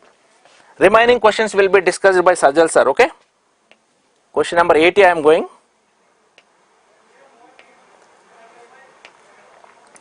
So now if you see this, question number 80, in a line frequency phase controlled converters and single phase step down switch mode DC to DC converters, the output current can become discontinuous at light loads. So if you observe this one, what is happening at light load conditions? At light load conditions, the magnitude of current drawn by the DC machine will reduce. If the magnitude of current drawn reduces, then the energy in the machine inductance reduces. So therefore IL becomes discontinuous. It becomes discontinuous due to inductance. So here energy stored in the inductance is very, very low at light load conditions. That is why it is discontinuous conduction. Option A is the right answer in this case. Then question number 81 will be discussed by Sajal sir, and last one is question number 84. So let us discuss question number 84 now. 84. Okay. Find the transformer utilization factor for half wave rectifier. So this is the circuit diagram for half wave rectifier. For simplicity, let it be resistive type load with AC supply. So here, what is the output voltage and current here? Let me draw the current waveform in this half wave rectifier.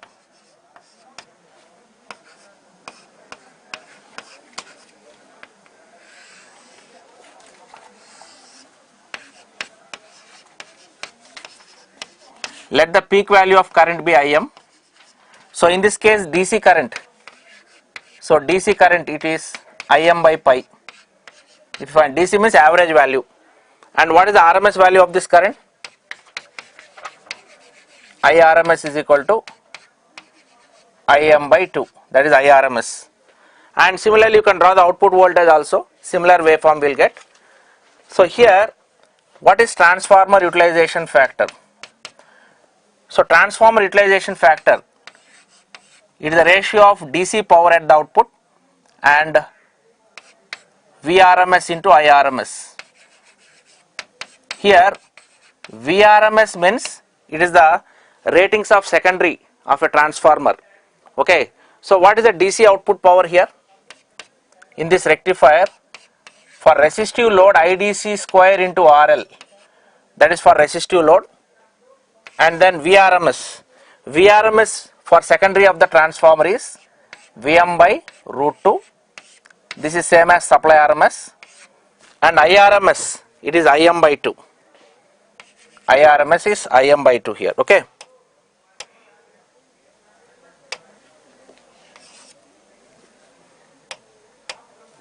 So IRMS is IM by 2. So here substitute the value of IDC in that equation. Substitute the value of IDC in that equation, and then if you simplify this, just simplify this, answer will be 0.286. So answer for this one, option C is the right answer.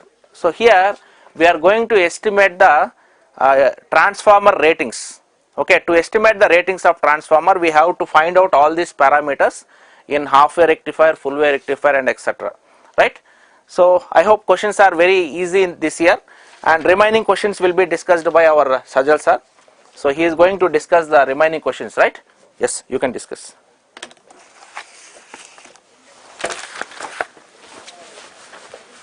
Okay friends, so let's discuss the remaining questions.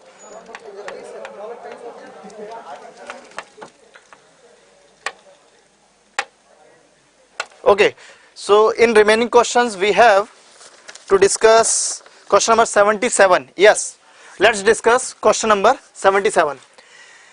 The regenerative action does not take place in which type of triggering method to turn on the SCR. This is the question related to turn on method of the SCR, where they have given the thermal triggering, they have given the high forward voltage triggering, means direct forward voltage we are going to apply, and when we are maintaining the forward voltage up to VBO, the device remain in forward blocking mode. After then the device characteristics switch from forward blocking to forward conduction. Like that, this is now the next is light triggering and gate triggering, as we have discussed in detail about all the turn on method of SCR. In case of high forward voltage triggering method, we observe this situation as per the question. The answer of this is B. There is no too much discussion required, because this is the straightforward question we all know from the theoretical statements of our subject. The next question is also like that, theoretical statement. And what is the question? Which one of the following is also known as resonant commutation?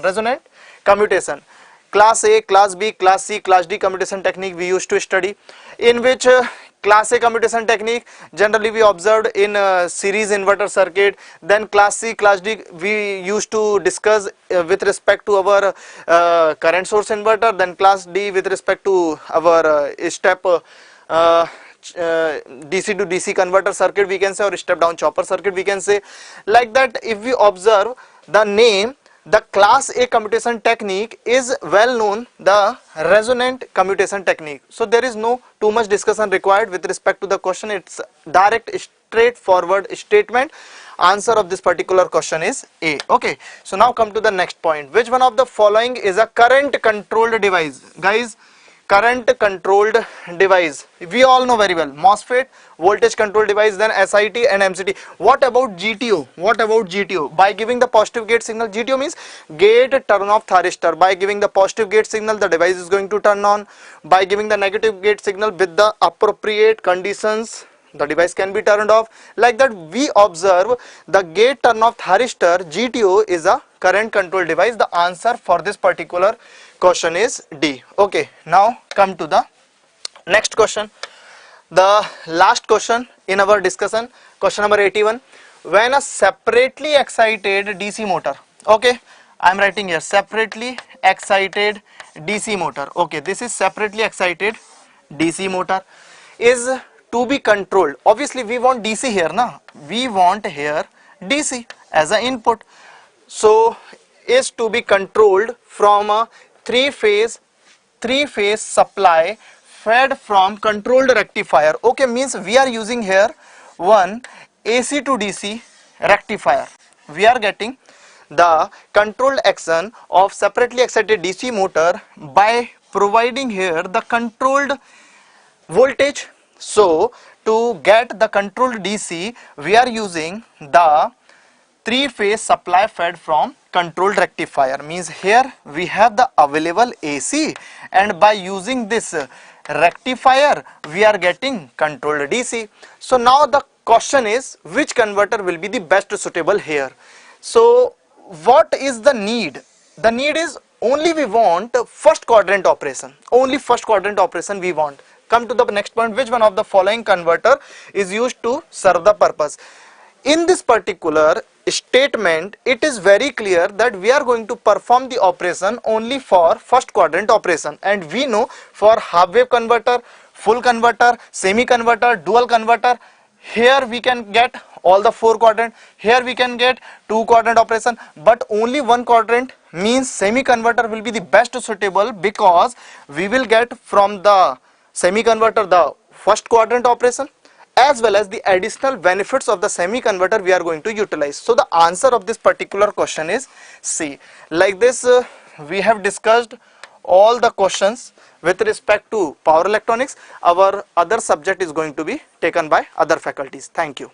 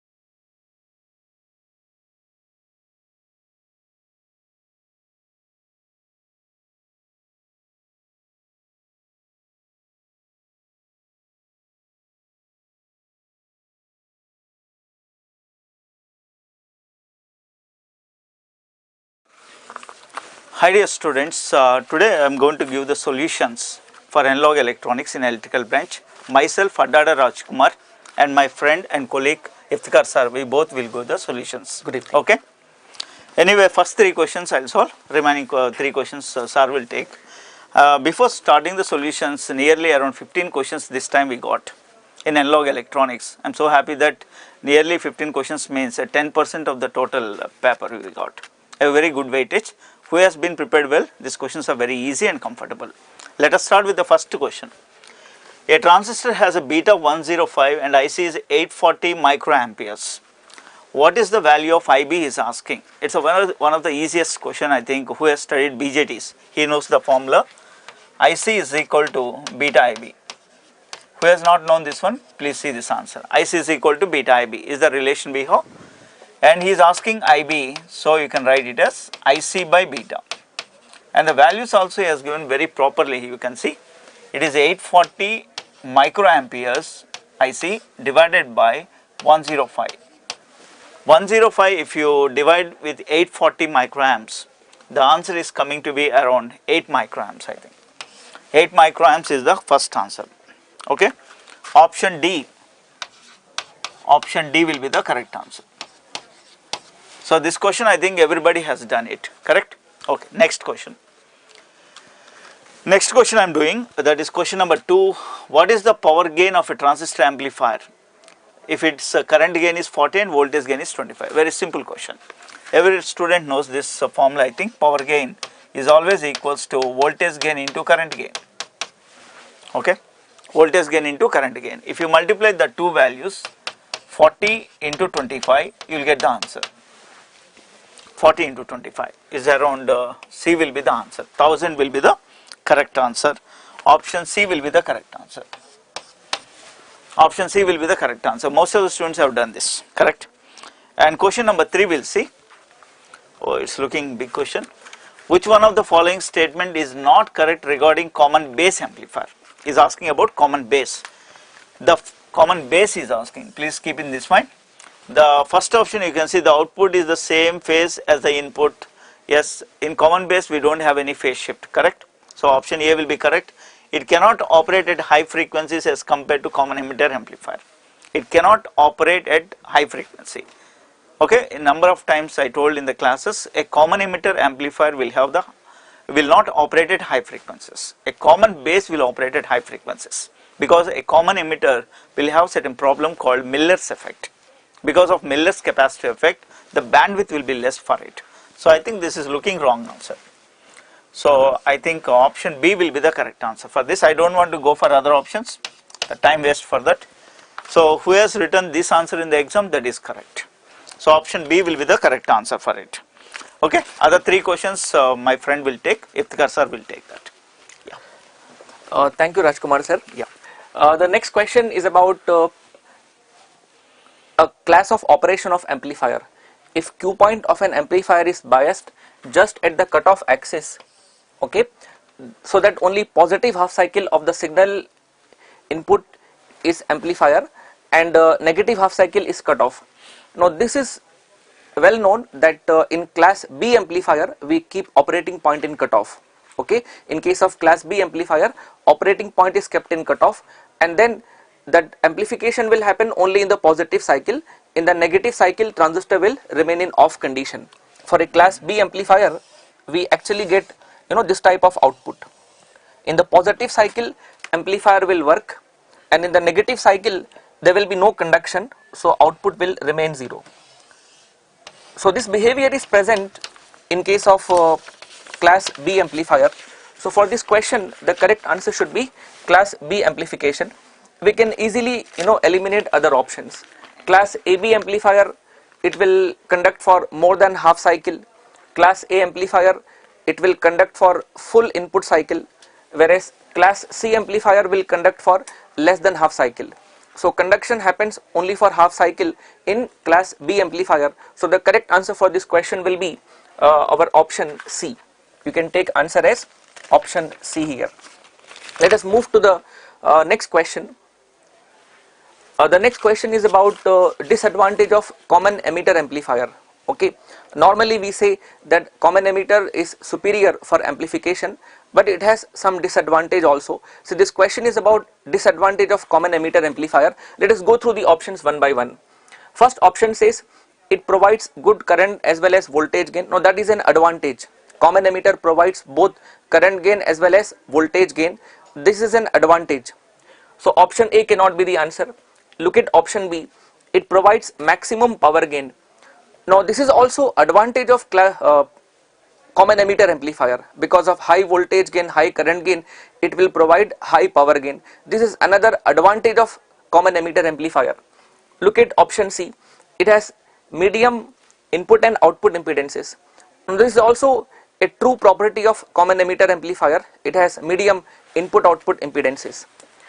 Look at option D. Its frequency response bandwidth is lower than amplifier of other two configurations. Now this becomes the drawback. Common emitter has low bandwidth because of Miller effect. As Rajkumar sir mentioned just now, in common emitter amplifier, because of capacitance C mu, which is between base and collector, there will be some Miller effect, and that Miller effect will reduce bandwidth. That smaller bandwidth is considered as a drawback of common emitter amplifier. So for this question, the disadvantage for common emitter is low bandwidth. So the correct answer will be option D. Let us move to the next question. Now the next question is, which of the following consists of op amp in inverting mode and a network of RC components. Now this question is related to oscillators. In oscillators we come across two important circuits, Wien bridge oscillator and RC phase shift oscillator.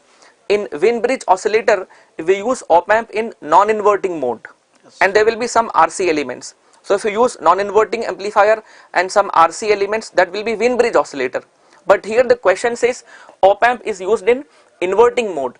If I use op amp in inverting mode along with some RC networks, then that will be called RC phase shift oscillator. So in this question the correct answer should be RC phase shift oscillator. So we can take answer as option B. The next three questions Rajkumar sir will take up. Yeah. Thank you very much, Iftikhar sir. So I am expecting up to 6 questions, all are easy. I am expecting most of the students who have taken coaching, they can easily get through these questions. Let's see now, we will move to the 7th question in order. Which one of the following statement is not related to oscillators? Okay. The first option you can see, the frequency of a sinusoidal oscillator is determined by the condition that the loop gain phase shift is 0. Okay. So the first option, if you see, the loop gain phase shift is 0, he is telling. So according to the Barkhasan criteria, A beta should be equal to 1. Most of the students knows that is the loop gain should be 1. The phase shift should be 0 is correct. We should not be 180 degrees, it will be 0 or it can be 360 degrees. So option A is okay. In every practical oscillator, the loop gain is slightly larger than unity and the amplitude of the oscillations is limited by onset of nonlinearity. This is exactly this type of question we have in workbook in GATE ESE. In electrical workbook, this question we have practiced it, onset of nonlinearity, a very good statement. If it is a practical one, A beta should be slightly greater than 1. If it is a theoretical one, we say A beta equal to 1. Statement is perfect. And the condition of the unity loop gain minus A beta is 1 is called Barkhasan criteria. This is called Barkhasan criteria we can call. A beta equal to 1. Oscillations will be sustained if at the oscillator frequency the magnitude of the product of the transfer gain of the amplifier and the magnitude of the feedback factor, the feedback network, are less than unity. He has given a very lengthy statement, but he want to tell that A beta is less than 1, he is telling. Whenever A beta goes to less than 1, the poles what you are seeing will come on the left side. Okay, then they will not behave as an oscillators. Oscillator, if you want to behave, A beta should be greater than 1 or equal to 1. I think he said is not correct related to oscillators. So I am giving option D will be the perfect answer for this. Option D. Okay. Option D will be the perfect. Next question. Which one of the following statement is not correct for a transistor? Okay, for a transistor is asking what are the not correct options for it. The region at the center is always the base region in BJT. I think transistor means BJT. Base will be the center, that is correct answer. He is asking not correct, so we will see not correct. Emitter region is more heavily doped and the base region is lightly doped. That is also okay. Emitter will be always heavily doped, base can be lightly doped. Collector region is very lightly doped compared to base region. Actually in transistors we have two types of theories. This question most of the students will get confused most of the times. There is a theoretical way of teaching, there is a practical way of teaching BJTs. If it is a theoretical way of teaching, emitter is heavily doped, we take, collector is moderately doped, the base is very lightly doped. But when it comes to the fabrication, that is integrated electronics, we take reverse. Emitter is heavily doped, the base should be moderate doped and collector should be lightly doped. That is an impact. And he has not said anything here. So we are expecting it is a theoretical transistor. So I am expecting this is a wrong statement. So option C will be the correct answer for this. Okay. Collector region is not lightly doped. We have to take moderately doped for theoretical transistor. Take it as a option C. Okay. Next question. Next question is for certain of the reverse voltage in a transistor, the effective base width may reduce to 0, resulting into voltage breakdown. This phenomena is called. Who has studied BJTs? They definitely study a concept called early effect.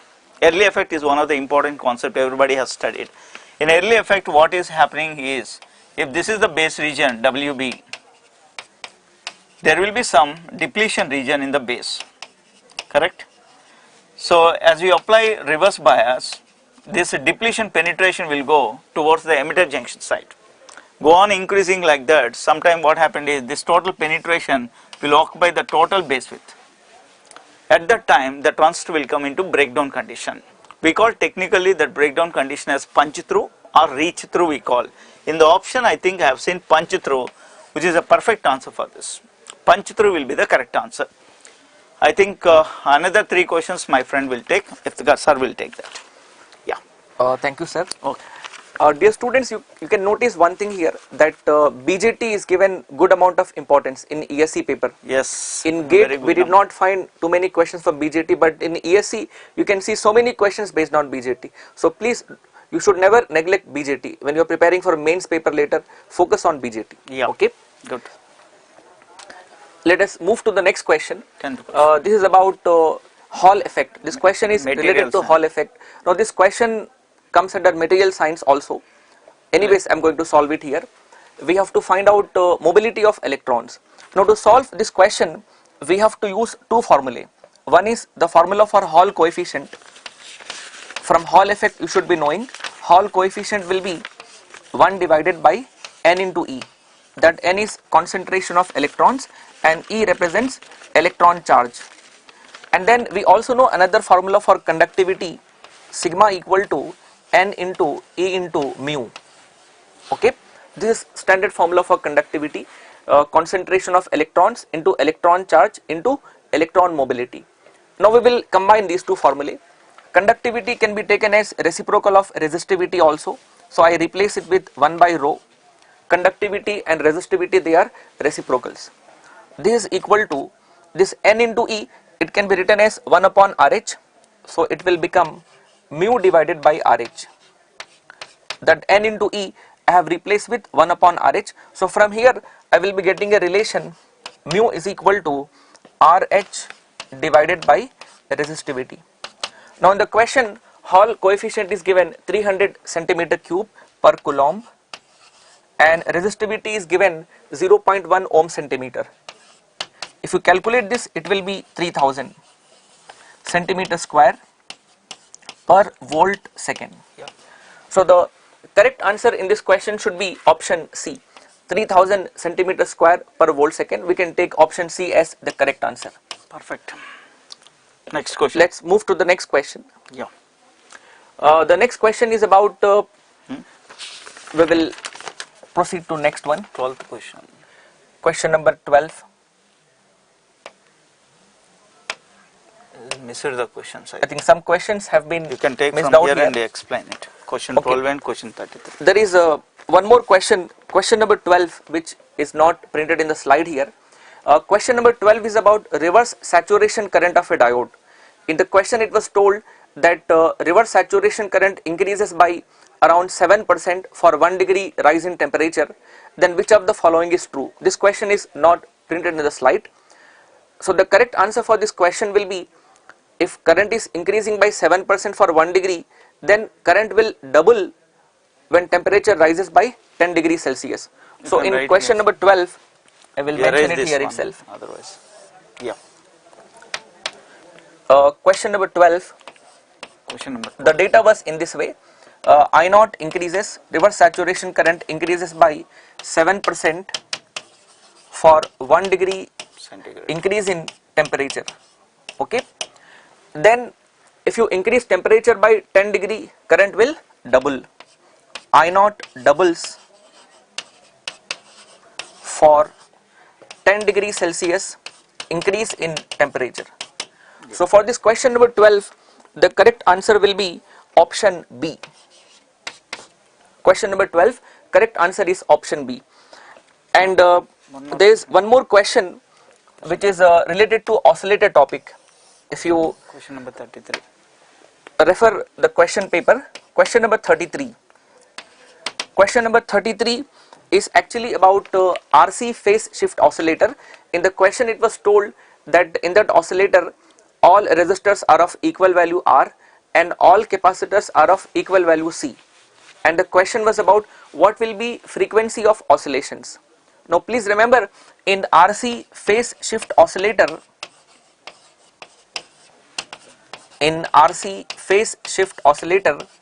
the standard formula for frequency of oscillation is 1 divided by 2 pi RC into root 6. This is the formula for frequency of oscillation.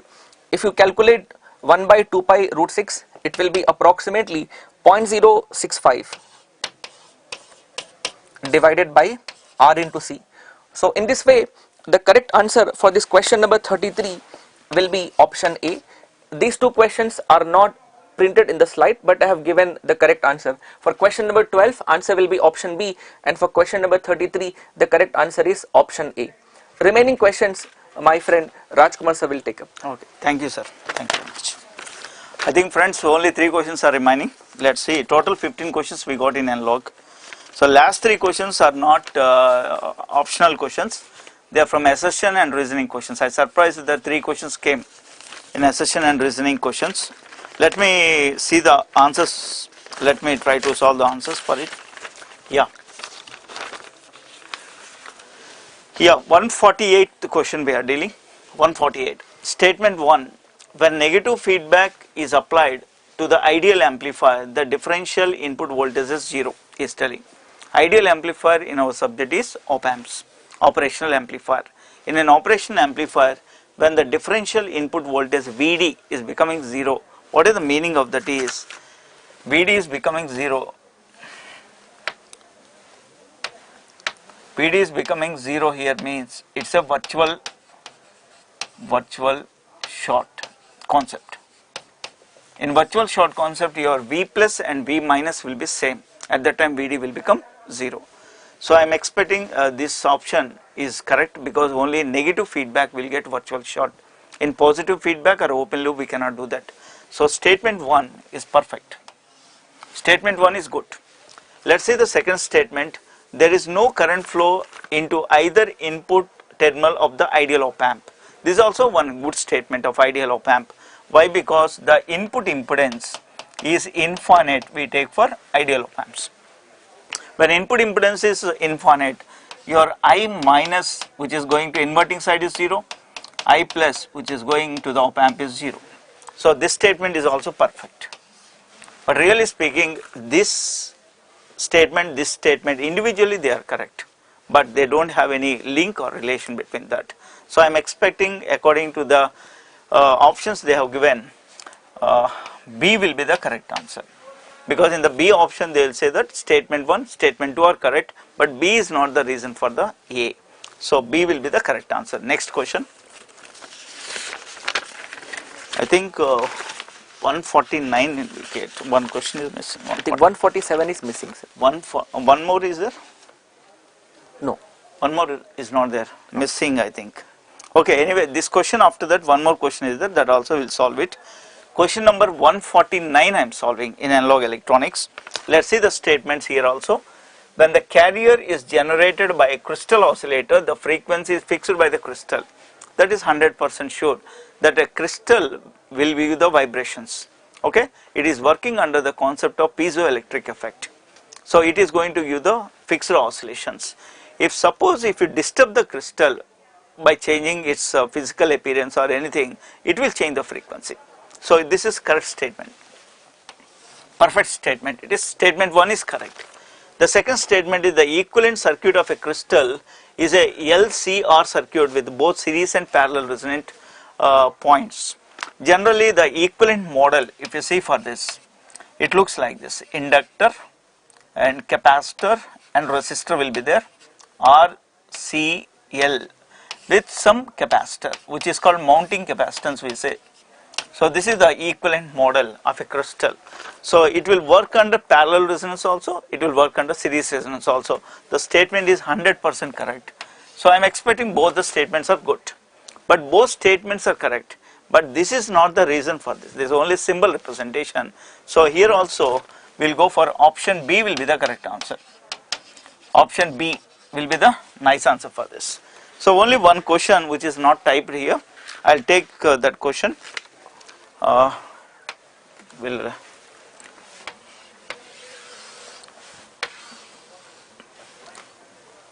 Question number 147. This is missing here. 147 question. Let's see one time. It is based on some mixing of control systems with analog electronics. I have observed. In statement 1, he said about some gain margin something. According to the control system engineering, you can see gain margin is nothing but 1 by open loop gain. 1 by open loop gain. This is gain margin formula for you. And the gain margin, suppose gain margin, if it is positive, okay, gain margin if you say positive, the system will be a stable system. It works under stable system. If the gain margin is negative, it will work under unstable system. So in the concept he said the gain margin is negative. That means it is an unstable system which works under oscillator. So I am expecting the statement is perfect. Okay, the statement is perfect. He has given option A statement this only negative he said, so it will become unstable. It will behave like an oscillator. And option statement 2, if you see, this is the explanation for statement 1 which is correct. Statement 2, if you see, concept number 2, what he said is multistage amplifier, if A beta is equal to 1, okay, multistage amplifier A beta equal to 1, okay, and phase shift is 180 degrees, closed loop amplifier will oscillate. Phase shift is phase phi 1 plus phi 2, total phase of the loop gain is 180 degrees. If you see that it will work, it will be oscillate he said, but there is a mistake here. A beta equal to 1 is Barkhasan criteria, but phase 1 plus phase 2 means total phase. Suppose multi-stage means suppose 2 stages or 3 stages, any number of stages you take. The total phase whatever you have taken, the total loop phase should be 360 degrees or multiples of 360, but it should not be 180 degrees. 180 degrees means Barkhasan criteria will get failure. It cannot work as an oscillator. So I am expecting the second statement is a wrong statement. First statement is good, second statement is not correct. So in this I think we have to take the option C will be the correct answer. Option C, he said that first statement is correct, second statement will be wrong. With this we have been completed all the analog questions. So I am expecting, Iftikhar sir, these questions are very easy and comfortable. Yes, Rajkumar. Most of the students can do all these questions. Questions from analog were really easy. Very, those students who studied analog properly, they must have answered all the questions. They will get a very good scoring also. Thank you very much. Okay, next faculty will come. Thank you. Thank you everyone. Thank you very much.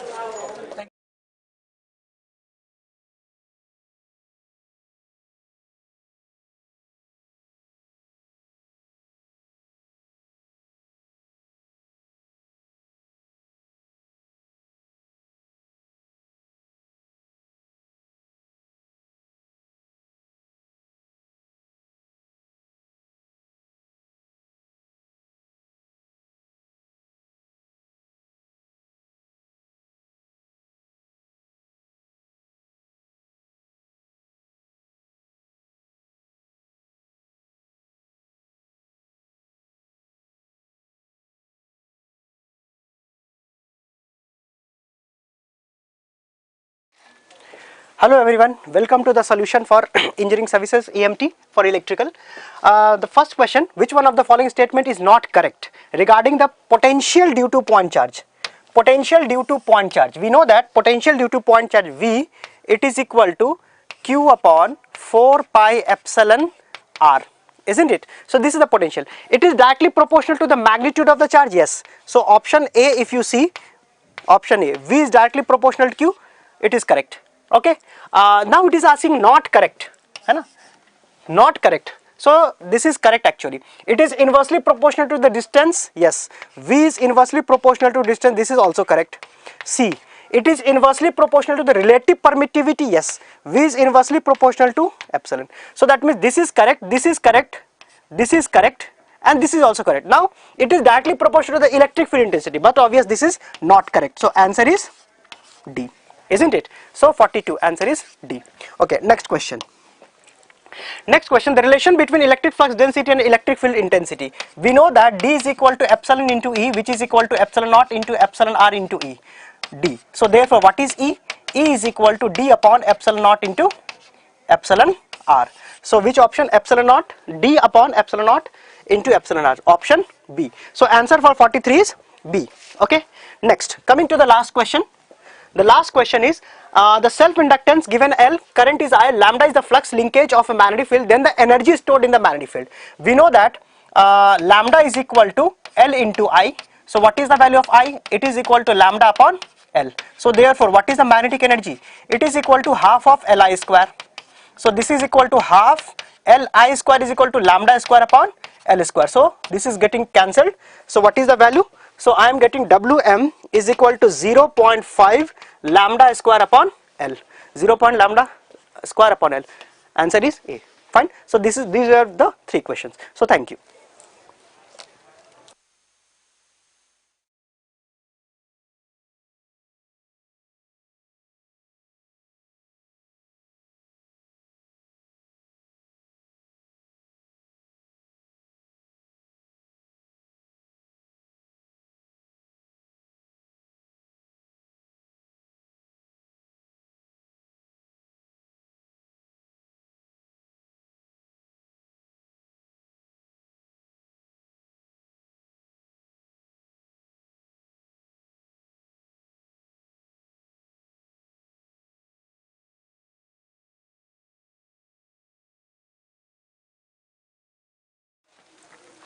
Hello students, I hope you have done the paper well today because most of the questions were in basic level except in few subjects. So I am Vijay Kumar. We are going to study about one question which is given in microprocess. So as compared to last year, the number of questions were less this time. Let us go with this question, very simple question. So which one of the following controllers is to check the status of each device and inform the central processing unit, actually CPU unit of the status of each. So here if you observe, there are different types of controllers, right? What's the basic difference between controller and processor? Controller will have, apart from CPU, other circuits like memory and other devices also like interfacing, timers and all. So here if you observe the first one, like if you observe the first one, the programmable interrupt controller, it is also called as PIC, okay, PIC, priority interrupt controller, program interrupt controller. So it will be monitoring always like which device is ready, which device wants the service of the microprocessor. Is it clear? So therefore that is the correct answer. So DMA control is meant for what? To handle more amount of data between memory and diode device. So this is wrong. So second one is wrong, and third one, disk controller, that is also wrong. This is for memory, secondary memory. Another one is pipeline controller. So pipeline control is for execution of instructions, okay. So that is also wrong. So the correct option is A only, that is programmable interrupt controller. So this will be always monitoring which device will be interrupting the process so that it can provide the service to the IO device. Microprocessor will be getting the interrupt from the IO device. That is the correct option. Okay, so answer is A.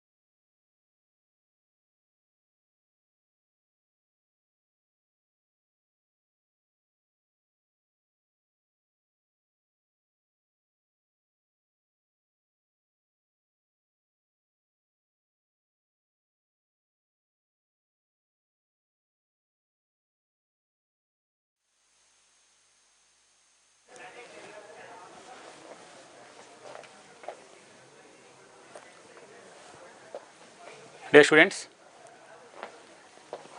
this is Naveen Kumar. We will see about the communication systems for electrical. See the first question. For an amplitude modulated double sideband full carrier wave, a peak unmodulated carrier voltage Vc is equal to 10 into Vp. A load resistance RL is equal to 10 ohms is given, and a modulation coefficient of M is equal to 1. What's the total power of the modulated wave? Asking about the total power. If you see the double sideband full carrier, that is DSB FC. So see the solution for this question. So asking about the DSB FC double sideband full carrier, what is the PT? Total power is equal to how much? So if you see the total power, the first thing is he given that Vc, which is equal to the unmodulated carrier voltage, equal to 10 into Vp, and RL, the load resistance, is equal to 10 ohms, and the next one is M is equal to 1. So we use the formula PT is equal to PC into 1 plus M square by 2, or we can write mu also, mu square by 2.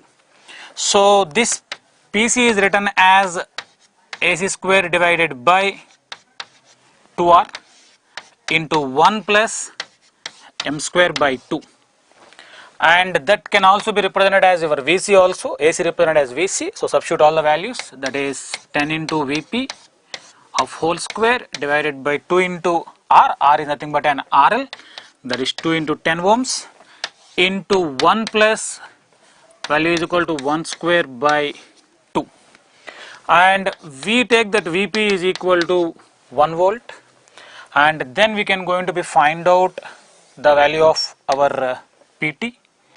If you substitute that, the value of PT is equal to that of Vp is 1, 10 square is 100, so 100 by 20 into 1 plus 1 by 2 is 0.5, and if you see the PT, and that PT is equal to that of the value, that in the answer is equal to 7.5 watts we are getting, that is equal to 7.5 watts.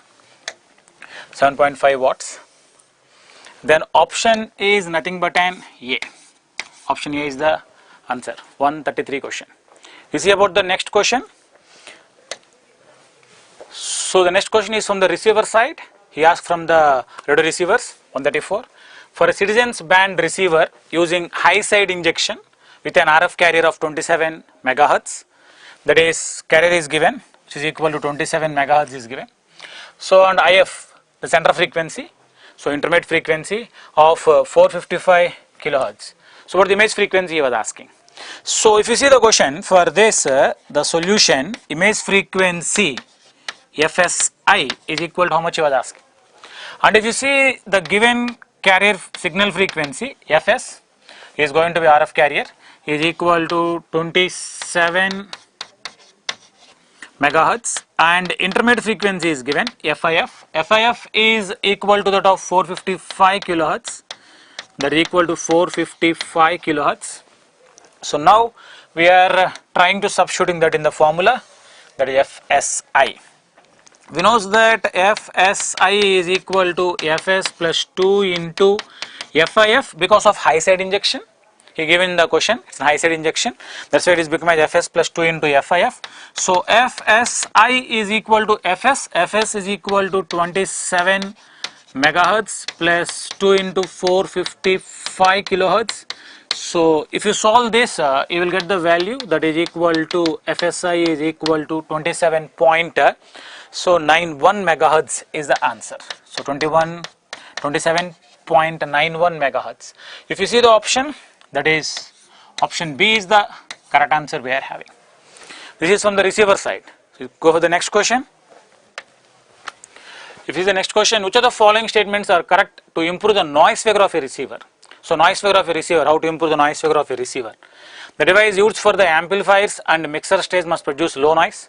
Every time if you are going to be having a low noise, the noise figure must always be going to be less. That means if you see that generally if you say that noise figure, so your noise figure as per the requirement, it must always be going to be equal to 1, but that for the ideal amplifiers. But if you see about that practically, it must be very close to the 1. should be greater than 1, but it must make very close to 1. If you make very close to 1 means noise is very less, then automatically what happens is the devices used for the amplifiers and mixture stage must produce low noise, means the noise figure will definitely going to be less. So that means we can tell that the first option what it is given is correct. You are asking correct statements. Just see the question, asking the correct statements to improve the noise figure of a receiver he was asking. So if you tell about this one, next one is the receiver can be operated. If you see the second one, the receivers can be operated at low temperatures. The receiver can be operated at low temperatures. If you maintain the temperature was going to be less, then automatically the noise figure was going to be improved. That's what the relation we are having with respect to the noise figure also, with respect to equivalent noise temperature and noise figure. Okay, so we can write our noise figure F is equal to 1 plus T by T, we can write it, which is called as your relation. The temperature is going to be less, your noise figure is also going to be less. So that is also be the correct statement.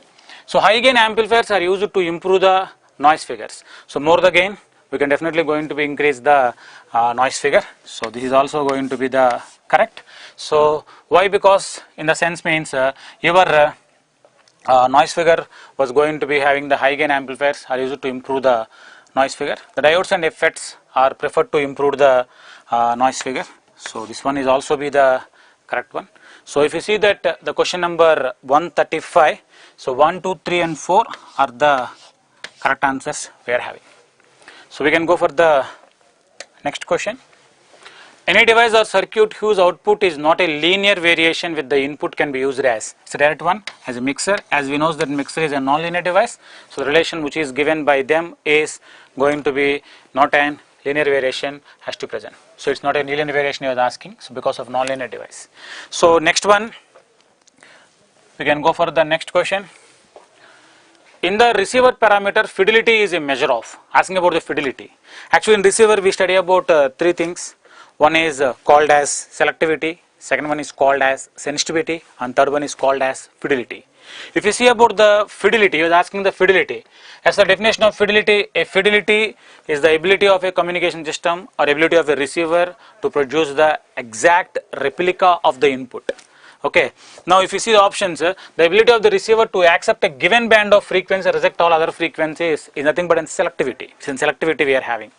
So the minimum radio frequency signal level that can be detected at the input to the receiver and still produce a usable demodulated signal is called as sensitivity. It's sensitivity.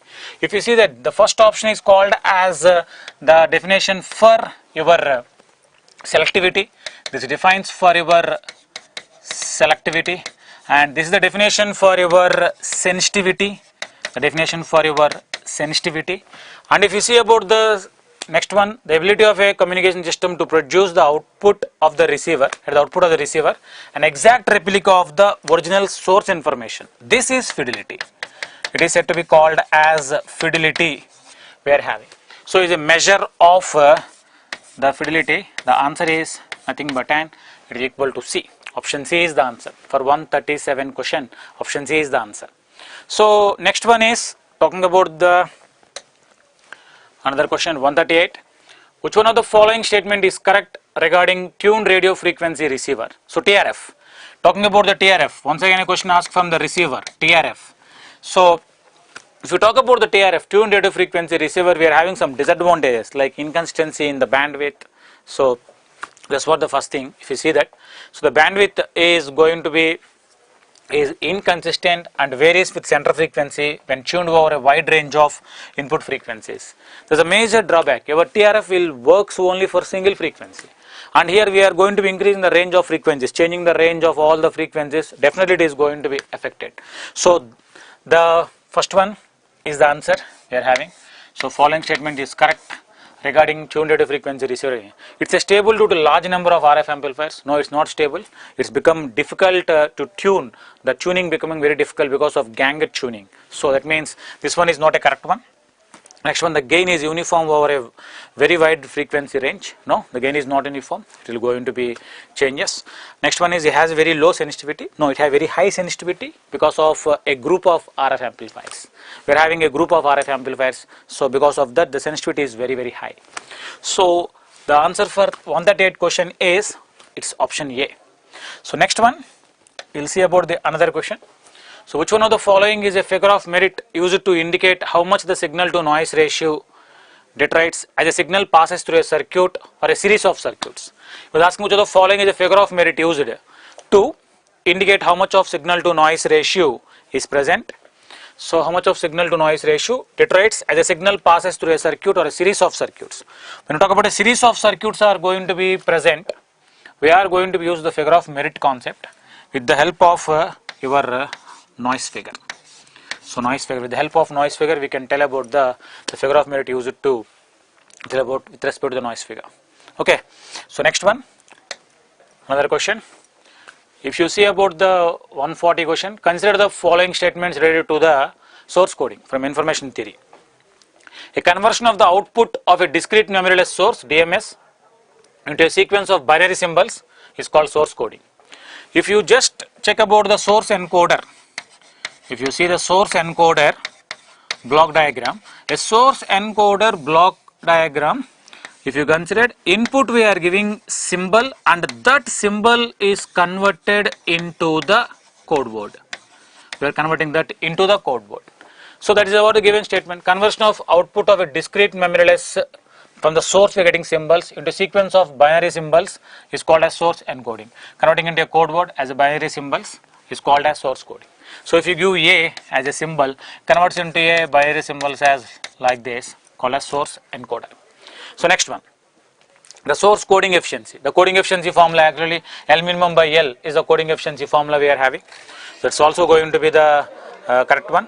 The code redundancy gamma is okay. The code redundancy gamma is defined as 1 minus efficiency.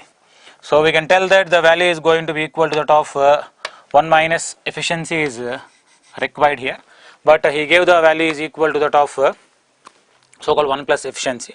So which one of the above statements are correct, he was asking. So from the correct statements we can find out clearly such that the first statement is correct and the second statement is also correct for 140. The third one is not correct because 1 plus efficiency is given, redundancy. So that's what we can tell about the answer. So 140, the answer is equal to A. So A is the answer. So 1 and 2 only. Coming to the next question. Consider the following statements regarding differential pulse code modulator. The differential pulse code modulator system employs a predictor.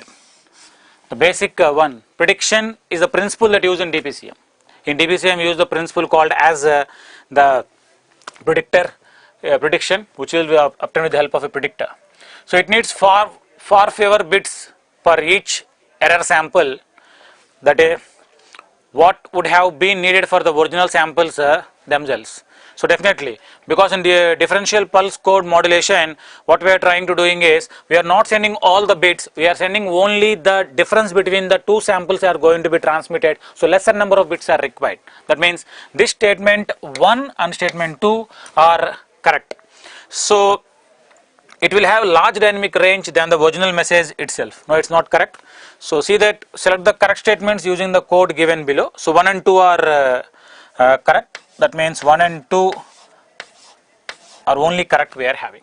So 141 question, it is equal to C. So coming to the next question, that is 142. So how many minimum number of samples are required to exactly describe the following signal, he was asking. So question asked from the sampling. So if you see the solution for this one.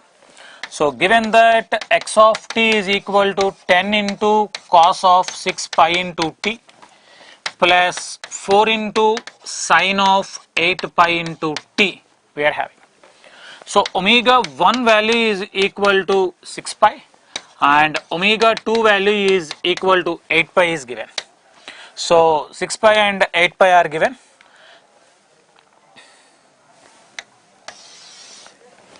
Right. Now see here, omega naught sampling frequency is equal to 2 into omega 2 because of plus sign, plus or minus linear combination we are having. We can take the highest signal frequency, that is equal to omega 2. That means omega naught is equal to 2 into 8 pi, that is equal to 16 pi. So omega naught is written as 2 pi into Fs. 2 pi into Fs is equal to 16 pi. Then we can get our Fs value by performing the calculation, and such Fs value is equal to that of 8 samples per second, and that is the answer we are having. So Fs is equal to 8 samples per second. If you check that one, the same thing can be found as the option C. So option C is the correct answer. Option C, 8 samples per second, is the correct answer. So the sampling. So next question we can see question 143. Which one of the following is not a property of a Gaussian random process, he was asking. So when you talk about the Gaussian random process, we can tell about that the property is a Gaussian process is completely described by its mean and autocorrelation. Yes, we can done with the mean and autocorrelation, we can describe the Gaussian process. If a Gaussian process is wide sense stationary, then it is stationary in the strict sense too. Okay, right, it will also be the correct, which is not a property I was asking. If a Gaussian process is given as input to an LTI system, the output process is also a Gaussian. Yes, input is Gaussian, output must also become as a Gaussian we are having. So it is also true. So not a property I was asking, just check it, it's not a property I was asking. If two processes which are jointly Gaussian are uncorrelated, then they are statistically dependent. It's not the correct one. So this is not a property we are having. So 143, the answer is equal to that of D we are having. So next question, question number 144. A PCM system uses a uniform quantizer followed by a 7-bit binary encoder. The bit rate of the system is equal to 15 and 10 to the power of 6 bits per second is given bit rate. What's the maximum message signal bandwidth for which the system operates satisfactorily, he was asking. So maximum message signal bandwidth, that means FM or W, we need to calculate it.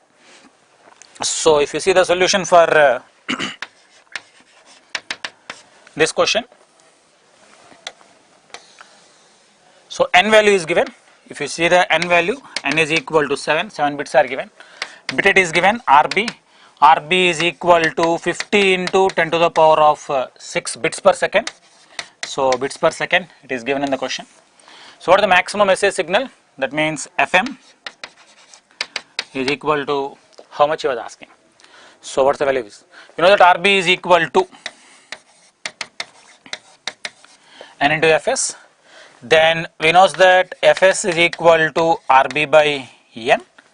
So obviously we know that Fs should be greater than or equal to 2Fm for satisfactory operation.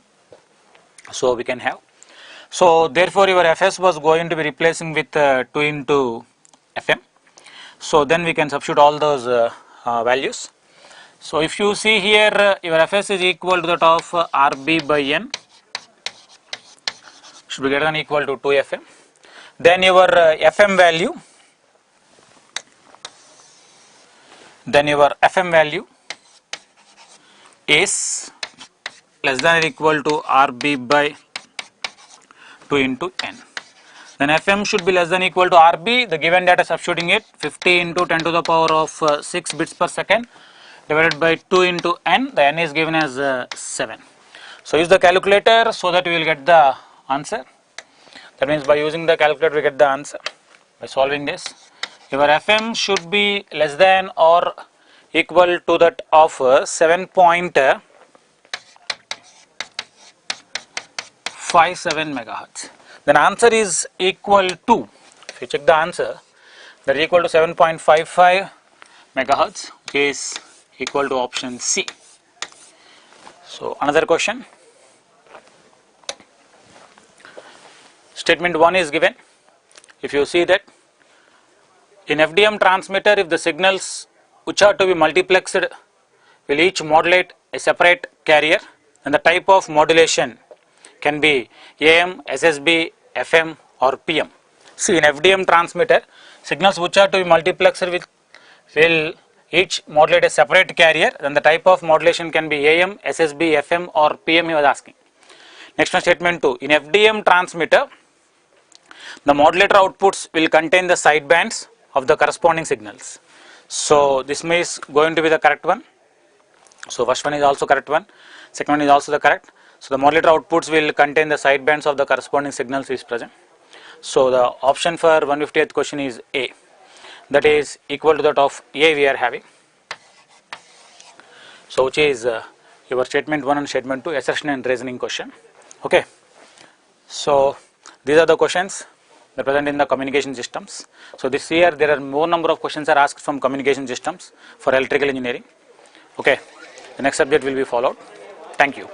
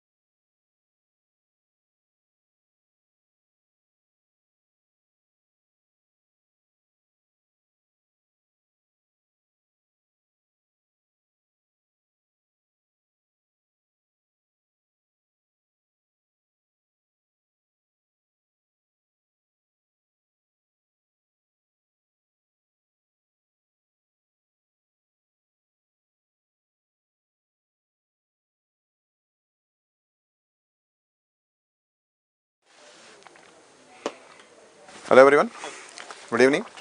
Let's take up control system questions now.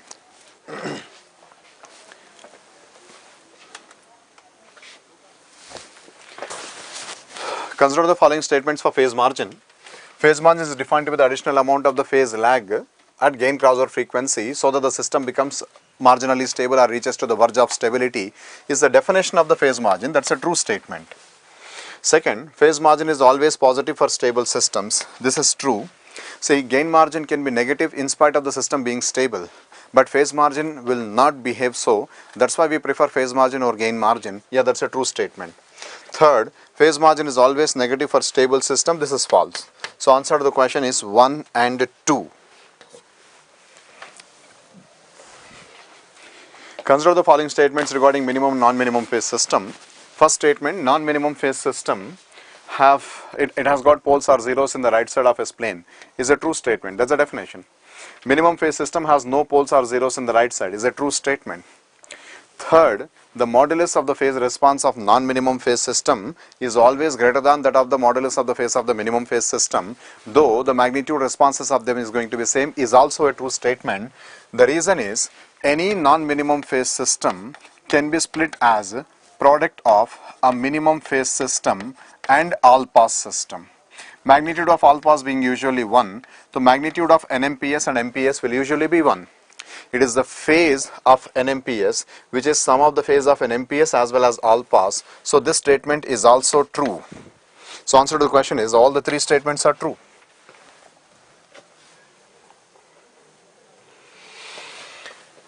This question, the values of the mass and the damper coefficient and the spring constant, all of them are given. It's in second order system. It's a second order mechanical system like RLC. This is the resistance, this is the inductance, this is the this is the resistance, this is the inductance, this is the capacitance. It's a series RLC network wherein the transfer function of a second order system, let it be electrical or mechanical or hydraulic or thermal or pneumatic or it could be of any nature, it is omega n square upon s square plus 2 zeta omega ns plus omega n square. If it is electrical, this omega n becomes 1 by root LC and zeta becomes r by 2 root c by L. If it is mechanical, this will be m, this will be k, this will be b. This is B in mechanical, this is M and this is K. So omega n becomes under root K by M which is 10 and zeta becomes B by 2 root Km which becomes 0.1. The question is what is the frequency which the system is going to oscillate once the force is applied to bring it into displacement of some value 0.05. Yeah, some displacement is mentioned, 0.05 meters it is displaced by applying some force, then what will be the frequency with which it oscillates? This is damped system, so the frequency of oscillations of damped system is this. Had it been undamped system, then the oscillations frequency will be omega n. So which upon solving it becomes 9.95. This is the answer to the question.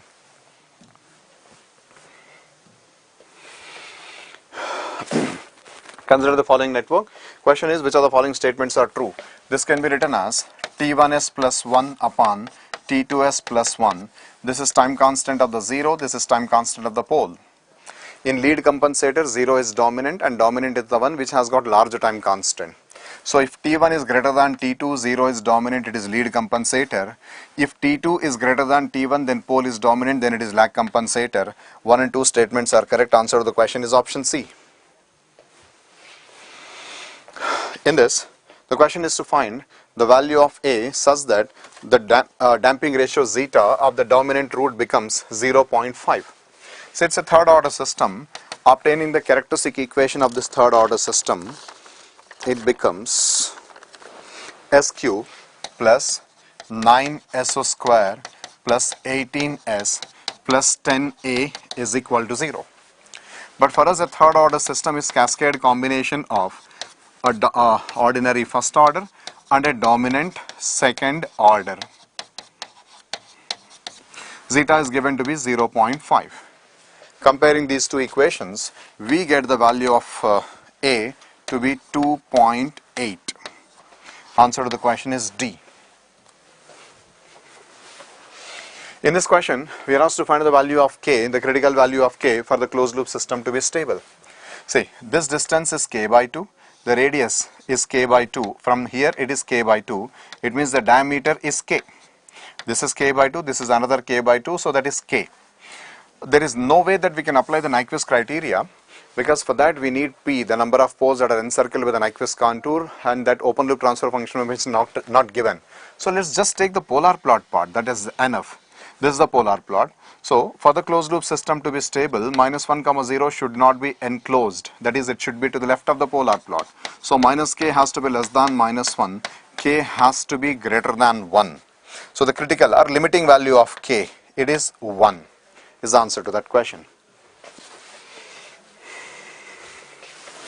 Consider the following statements regarding the steady state error of control system. Steady state error can be calculated from the closed loop transfer function. It can be calculated from open loop transfer function. Very much possible in case of unity feedback without any modification. It can be calculated from closed loop and it can be calculated from open loop. But we usually prefer to do that from open loop. But there are ways where we can calculate the steady state error even from the closed loop transfer function, from the open loop transfer function for a given input. Steady state error is the difference between the input and the output of the system for a prescribed input as the time tends to infinity. Of course, that's the definition of steady state error. Many steady state errors in control system can arise from nonlinear sources. Yeah, the external disturbances, the noises, various sources that tries to interfere with the system. Subject to every input, the steady state error is going to be different. Say there is a system with a 2 input and 1 output. Then that system will have an overall or cumulative steady state error, or we can define the steady state error with respect to each input separately. So many values of steady state are very much possible. So taking all them into account, the answer to the question is D. The remaining questions will be explained by sir. Thank you, sir.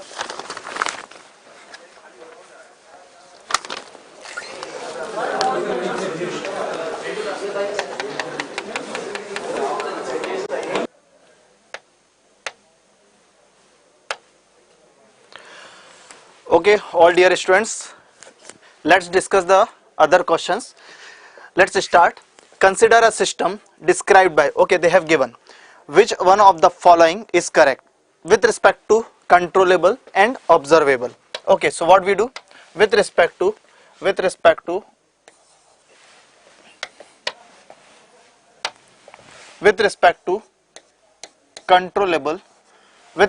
controllable and means we have to find out this matrix, that is B, then AB.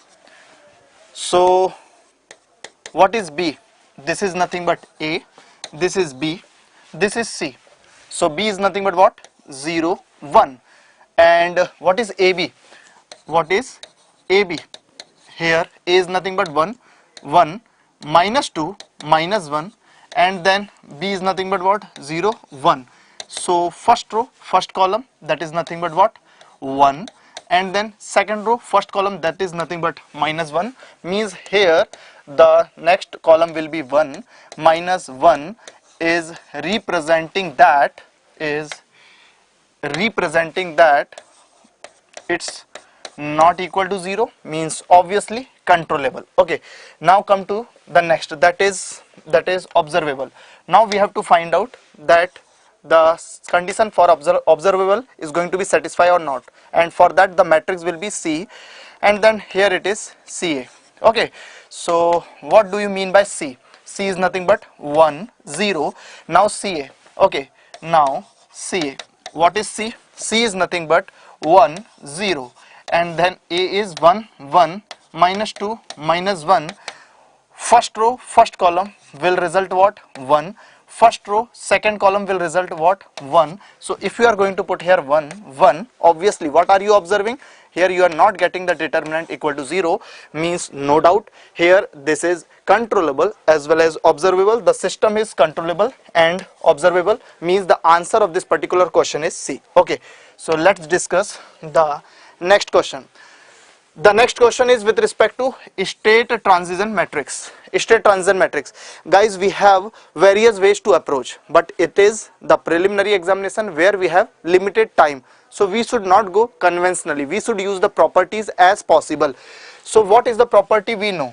We know for state transition matrix for t equal to 0, what we are getting? We are getting I. Okay, so out of A, B, C, D, I am going to see only the option C, where at t equal to 0, are you getting the I? 0 2 minus 1, that is 1. 1 minus 1, obviously 0. E power 0, that is 1. Minus 1 plus 1, that is 0. And then here minus 1 plus 1. Okay, so it is also 0. So now we are going to observe option B. Okay, option B. Here if you are going to put t equal to 0, then 2 minus 1, that is 1. 1 minus 1, 0. Then here minus 2 plus 2, that is 0. Then here minus 1 plus 2, 2 minus 1, that is 1. Option B is correct. You can go through the conventional approach also, that is nothing but what? Phi t is equal to Laplace inverse of Si minus A inverse, but it will take time. Rather than going through the conventional approach, I suggest you use the property of state transition matrix and give the answer directly, which is very time saver for you all. So let's discuss now the next question. Okay, come to this point. Question number 115. A feedback control system is shown in the figure. What is the value of K? Examiner want to know the value of K for unit ramp input. Okay, leave it, because in this particular question, as we are observing, the examiner want to know the K with respect to the damping ratio 0.5. Okay, so what will be the transfer function? That is what? CS by RS. CS by RS will be equal to what? CS by RS will be equal to what? This is nothing but in the K upon S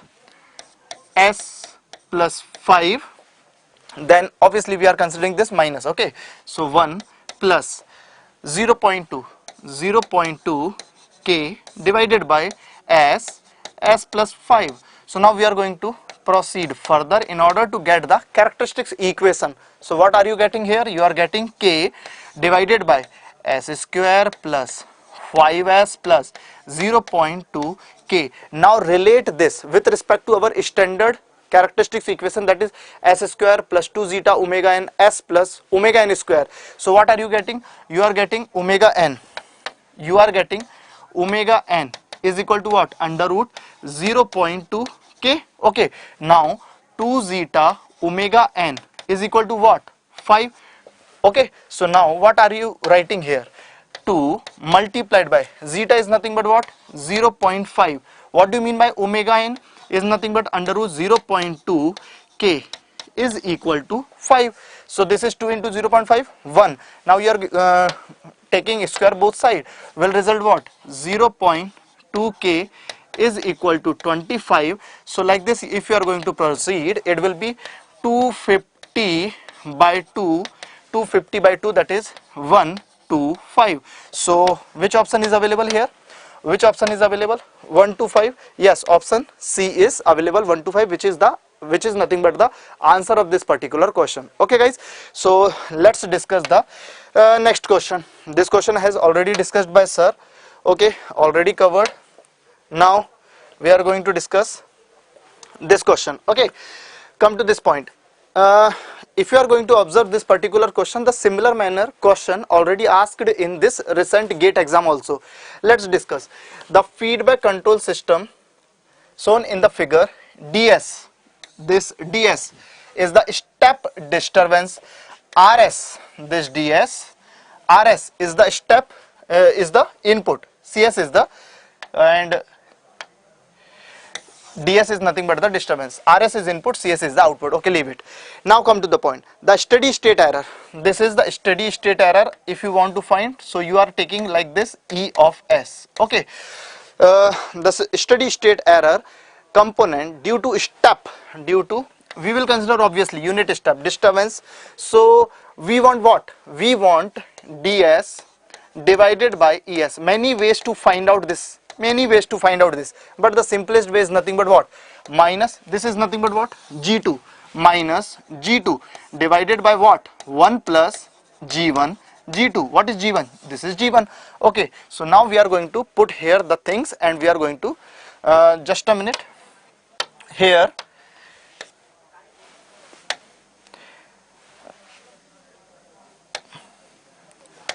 Okay, just a minute.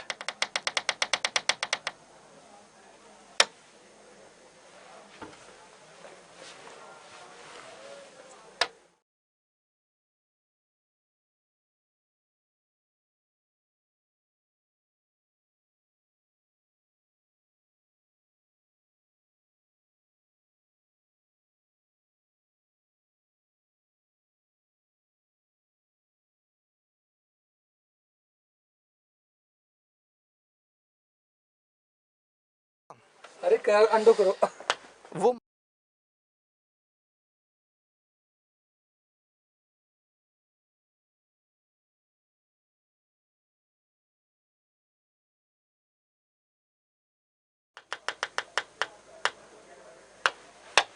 okay, so okay, come here. So now what is ES divided by D of S? What is ES divided by D of S? It is nothing but minus G2 divided by 1 plus G1 G2. Okay, so now we are going to put the values here. So your E of S divided by D of S is equal to minus G2. This is nothing but your G2.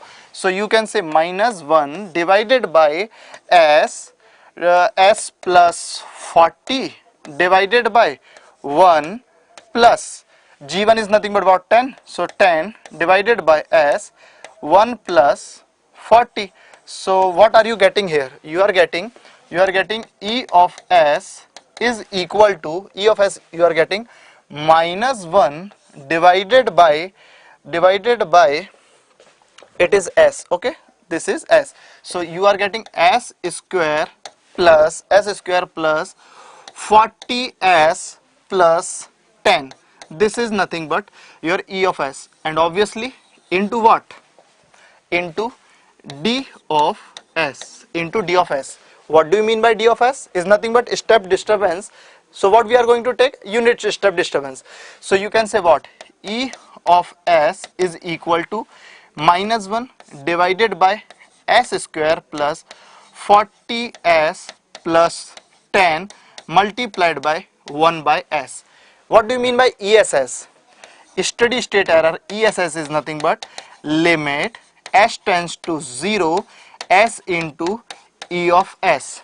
Okay, so now what we are going to do? We are going to put here the E of S, where this S and this S is going to cancel, and you put S equal to 0. So 0 0 minus 1 by, it is becoming what? Minus 1 by 10. Means what? ESS, that is steady state error, is becoming minus 0.1, minus 0.1, which is the option available. Now we have option A available, that is minus 0.1. Like that we have discussed the questions with respect to control system. और जैसा कि देखे हमने सभी questions लगभग सभी बहुत easy थे. हमें approach objective exam के according ही करनी है. Next subject faculty is going to come and you are going to discuss the other subject questions with them. Thank you.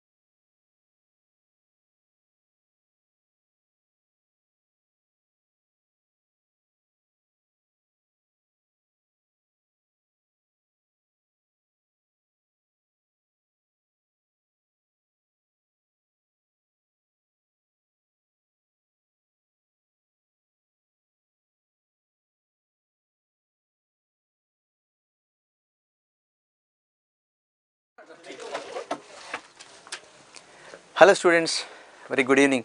So let us discuss the questions which are linked with computer fundamentals. Right. So there are a few questions. Almost this time there were 11 questions which were given in computer fundamentals. Very good weightage in ESE. So if you have gone through the questions, they are somewhat direct questions. Some questions you have to think for a while. Right. Okay. Let us discuss the questions clearly. I am Vijay Kumar. Let us continue the questions. So in the 14th question, which one of the following bus architectures is used to maximize the throughput of video graphics memory? So there are different types of buses. What is a bus? That simply gives you the group of wires or connectors used for communication. It can be between processor, memory, processor, IO devices also, right. So in a computer what happens is there are many peripheral components. So the speed of operation, if it has to be more, then there are several architectures or bus architectures which will support that. So he is asking for video, which is important. So if you can understand what is ISA, like the standard architecture, for example. So industry standard association, they have designed some type of architecture. So here in all this one, with the bus which is used for video graphics memory is PCI. So that is called as peripheral component interconnect bus. So this bus has replaced even the video electronic standard architecture bus and other slots also, which were initially proposed by industry standard association. Okay, that's a standard. So the answer is here PCI. So this is called extended industry standardization. This is the micro channel architecture bus. So this one is industry, extended industry standard architecture bus. So it has almost replaced all the previous low type of peripheral connectors. So the option is C here.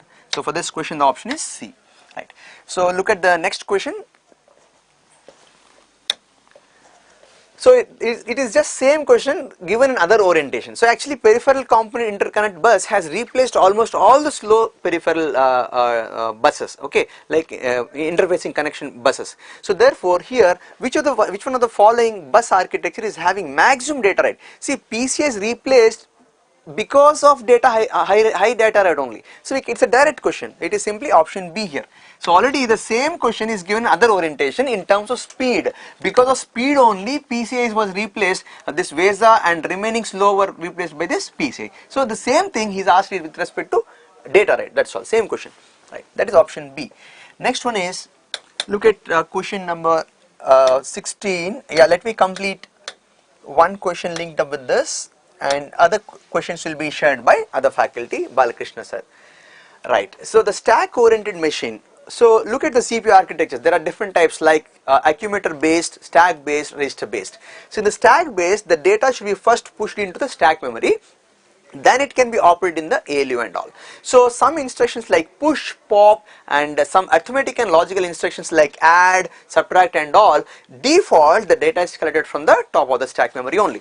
Therefore, now he is asking what are related, which options are related to stack oriented machine, means stack based CPU. It contains any accumulator or general purpose registers, because for performing addition operation accumulator is required, but the data should be first pushed into stack memory, then brought into accumulator and ALU, something like that. So therefore here the option is correct. So why others are not correct? So it does not contain only a stack pointer, which one, see, for stack operator definitely stack pointer is required, it is saying not connected, so this is false. Similarly, requires any operand address for arithmetic. No, in stack operation by default the data will be collected from top of stack memory, therefore no need of any separate address. That is also wrong. Does not contain any accumulator. No, so for ALU operations accumulator is must, but he says does not contain. This is also wrong, and hence the correct option is A. Clear? Right. I hope this question is very simple if you know the basic concept of CPU architectures. So the remaining questions, like from the question number 16, I request Balakrishna sir to share these questions. Thank you, sir. Okay. Next, let's move on to the next questions. Question number 16. Okay, let's move on to this question. Which one of the following function is not performed by the USB host controller? See, please understand here, the packet generation, serialize, deserialization, process requests from the device, these are all done by the USB host controller, but configure the scheduling algorithms, okay, this is not done by the USB host controller. So this is the right answer. Okay, see, what is the meaning of scheduling algorithms? Like which packet will be scheduled first, which packet will be scheduled later. So that decision making will be done in the scheduling algorithms. See, remember that is not generally done by, okay, USB host controller. Who is going to do that? There will be some separate protocols, okay, will be there, okay, for the purpose of configuring scheduling algorithms. So this is not done by the USB host controller. Okay, so answer is A. A is the right answer. So next, let's move on to the next question. So this is which one of the following layers in the PCI, okay, express protocol architecture is used compatibility with the PCI, initialization and enumeration. See, you can make a small guess, initialization. Okay, he has given this word, initialization and enumeration of the devices connected to the PCI Express.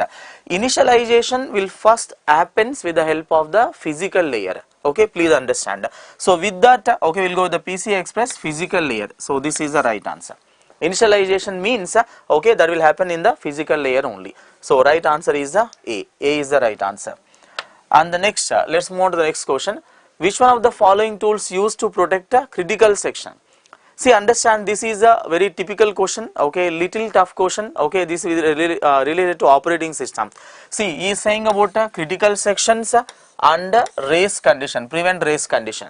See, first of all, what is the meaning of critical section? See, remember, whenever you are having a shared variables or the shared resources between the processes, that is called as actually, okay, critical section. And the race condition is having a separate definition, like if the two or more processes are trying to update any variable, the result will depend on the order of sequence, okay, the process is updating any variable. So that is called as okay, race condition. Okay, so remember, to prevent these race conditions and okay, to protect the critical sections, we will use mutex lock. Okay, this is popularly used, and actually semaphore lock is also used, but most popularly, okay, popularly used is what? Semaphore lock. So that is the reason, okay, we have chosen as a, okay, mutex lock. Okay, in some algorithms we will also use semaphore lock, but most appropriate is a mutex lock. So remember, these are irrelevant. Okay, so irrelevant, spooling lock, that is not related to this, and live lock is also not related to this. So right answer for this question is okay, mutex lock. Okay, next. Now understand here, to arise the deadlock situation, this is again a question from the operating system. To, okay, arise the deadlock situation, which of the following conditions hold simultaneously? So if you want to arise the deadlock situation, okay, actually the four conditions are required. One is a mutual exclusion, and the second one is no preemption, third one is a hold and wait, and also circular wait. So among the available, what is matching is mutual exclusion is definitely required, hold and wait is definitely required. It is not preemption. What is actually no preemption? What is the condition we follow is no preemption. But what he has given, preemption he has given. Remember, so this is not, okay, this is not, okay. If you want to arise the deadlock situation, okay, mutual exclusion, hold and wait, and no preemption is required. And also one more condition is circular wait, that is not given in this, but among the available, what is necessarily required, okay, that is mutual exclusion and hold and wait. So what is the right answer here? Okay, 1 and 2 is the right answer, okay, so right answer is B. Okay, B is the right answer. That is the question number 19. So next, okay, next let's move on to the next one. The following issues the addressed by the redundant arrays of independent disk. See, this is mainly related to RAID. See, remember, okay, in the RAID architecture, in the RAID, the main purpose of the RAID is, okay, the performance and reliability. Performance of reliability, performance and reliability. What is the meaning of reliability? Maybe, okay, in one disk the data is lost, okay, the data will be available in the other disk. So that is the meaning of reliability. The systems are more reliable, okay, with the help of RAID systems. So we will go with the answer, okay, this is the right answer, and that is the main purpose why we will use the RAID, okay, especially for the disks. Okay, right answer is performance and reliability. Okay, next. So I think the next question, yeah, this question, let's move on to the next question. This question, if you observe, virtual memory implements translation of programs addresses space to, okay, physical addresses. This is the right answer. I will elaborate, okay, 1 minute on this. What is the meaning of virtual memory? If you observe, in all our modern computers, modern operating systems, we will use the concept of virtual memory.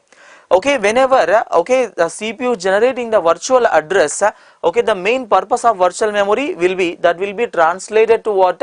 Okay, physical address, because the program will actually present at the physical address. Okay, so it means if you want to access any instruction, okay, even though CPU generating the virtual address, that must be translated to physical address, because actual instruction will be available in the physical address. Okay, right. So virtual memory implements the translation of program address space to, okay, physical addresses. Why? Because the actual instruction of the process will be available only in the physical address. Okay, so right answer is B, and other options are irrelevant. Okay, right. So that is about okay, questions from the computer fundamentals. Okay, right. I think some more question is there. Okay, next, which of the following provides interface, okay, to which client can send a request to perform an action, in response and the server execute the action and sends back results to the client. Remember, this is generally called as a client server system. Okay, client server, okay, system, and sometimes, okay, this is also called as a, okay, compute server system. Maybe in some textbook, some terminology, this is also called as a compute server system. Okay, so right answer is the C here. Okay, here this is a, okay, printing mistake, it is a server given in the question. Okay, right, compute server system. See what happens, what is the meaning of client server system means, okay, the person is sitting in some place, okay, let's say this is your client system, server will be somewhere, okay, maybe in United States or somewhere in some other place. When you are sending any request, okay, request will be server, okay, it is processed in the server and the result will be sent back to client here. Okay, this is called as what? A client server system. Example, like you can take any example, like for example, you are accessing Gmail. Gmail you are accessing from your computer, you are sitting in India, okay, you are accessing the Gmail. When you are entering your details, where that will be, okay, processed, okay, and where is this Google server available? Somewhere in the United States. So, okay, your request will be sent to the server and that will be processed in the server system, and again the result will be sent back to the client system. So that is the example of okay, client server system. Sometimes it is also called as compute server system, and other options are irrelevant, so that is not required. So right answer is C. Okay, fine. And the next, if you observe the next question, okay, this question, right, understand this is based on the multi-processing system. Multi-processing system means what? Multi-processing architecture. Multi-processing, okay, you can understand here. Multi-processing means more than one processor, more than one CPU. Okay, understand here. Which of the following statements are correct regarding multi-processing system? Multi-processing means more than one CPU, okay, in a single system. See, what are the advantages, okay, for correct statements related to that? It can cause a system to change its memory access mode from uniform memory access to non-uniform memory access. What is the meaning of this?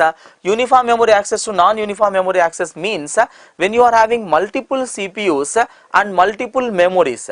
It means in that case what happens is any CPU can access any memory.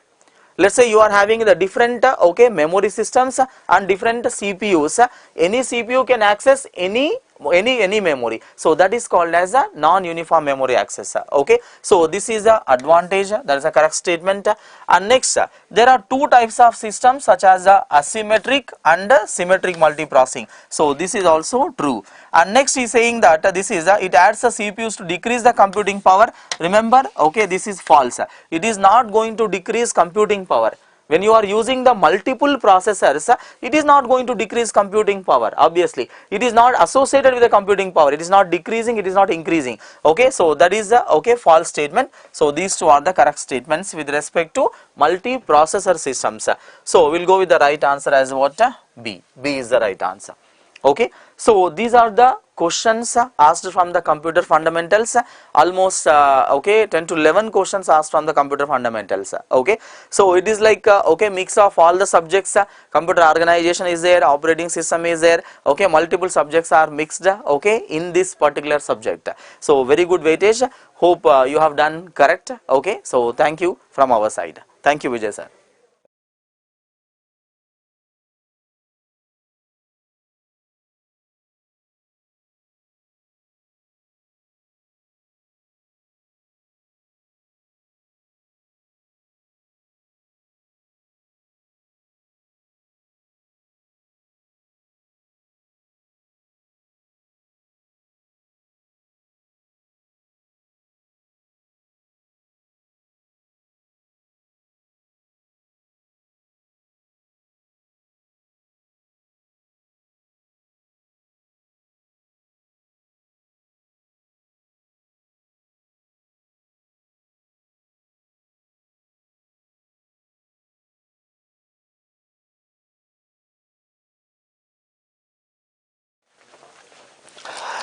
Welcome back, नमस्कार।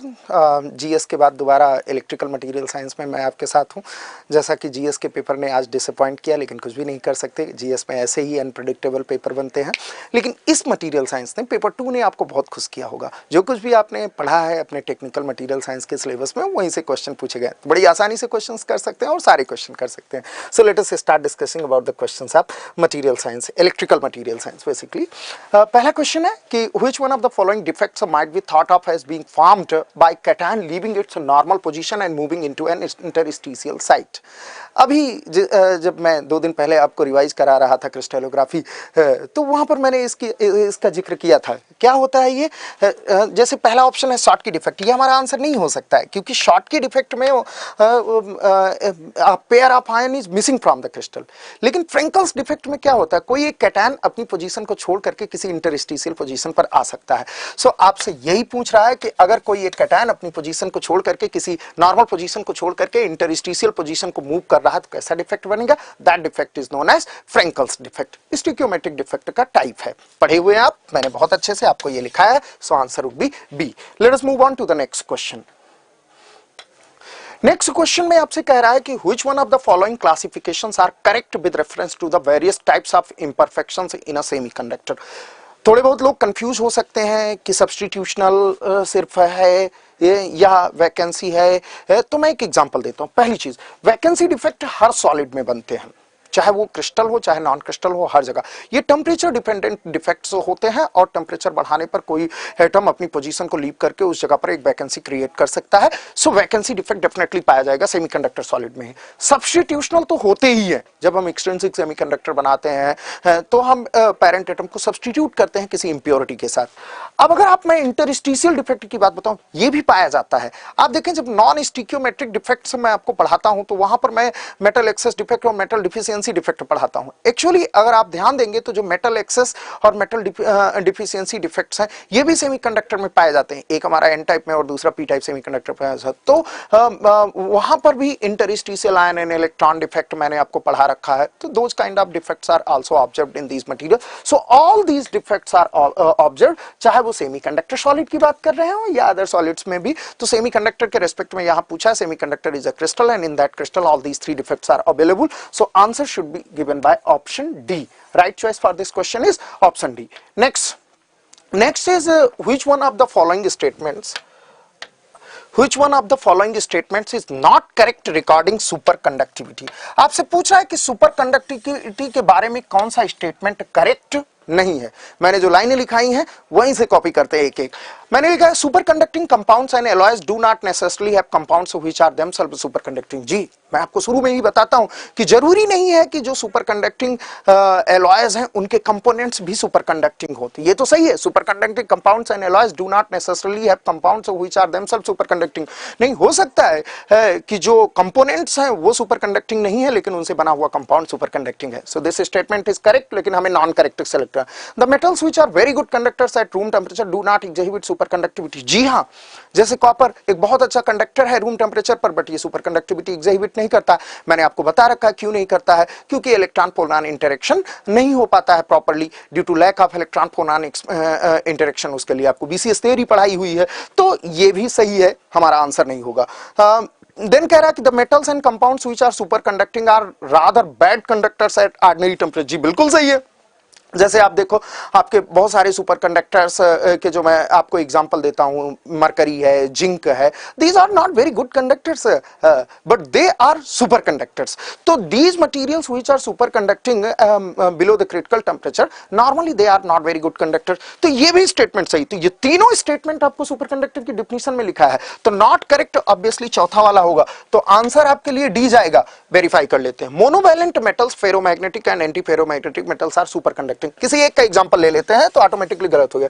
Monovalent metals जैसे आपके कोई भी ferromagnetic को आप ले लीजिए, वैसे ये मोनोवैलेंट मतलब सिंगल वैलेंसी की बात कर रहा है, लेकिन आप किसी भी फेरोमैग्नेटिक का एग्जांपल लीजिए, सपोज आयरन का एग्जांपल ले लीजिए, निकल का एग्जांपल ले लीजिए, या किसी अन्य फेरोमैग्नेटिक का एग्जांपल ले लीजिए। ये सारे फेरोमैग्नेटिक मटेरियल्स हमारे सुपर कंडक्टिविटी नहीं शो कर रहे हैं, तो ये बिल्कुल भी सही स्टेटमेंट नहीं है। Monovalent metals ferromagnetic and anti ferromagnetic are super conducting, ये गलत है।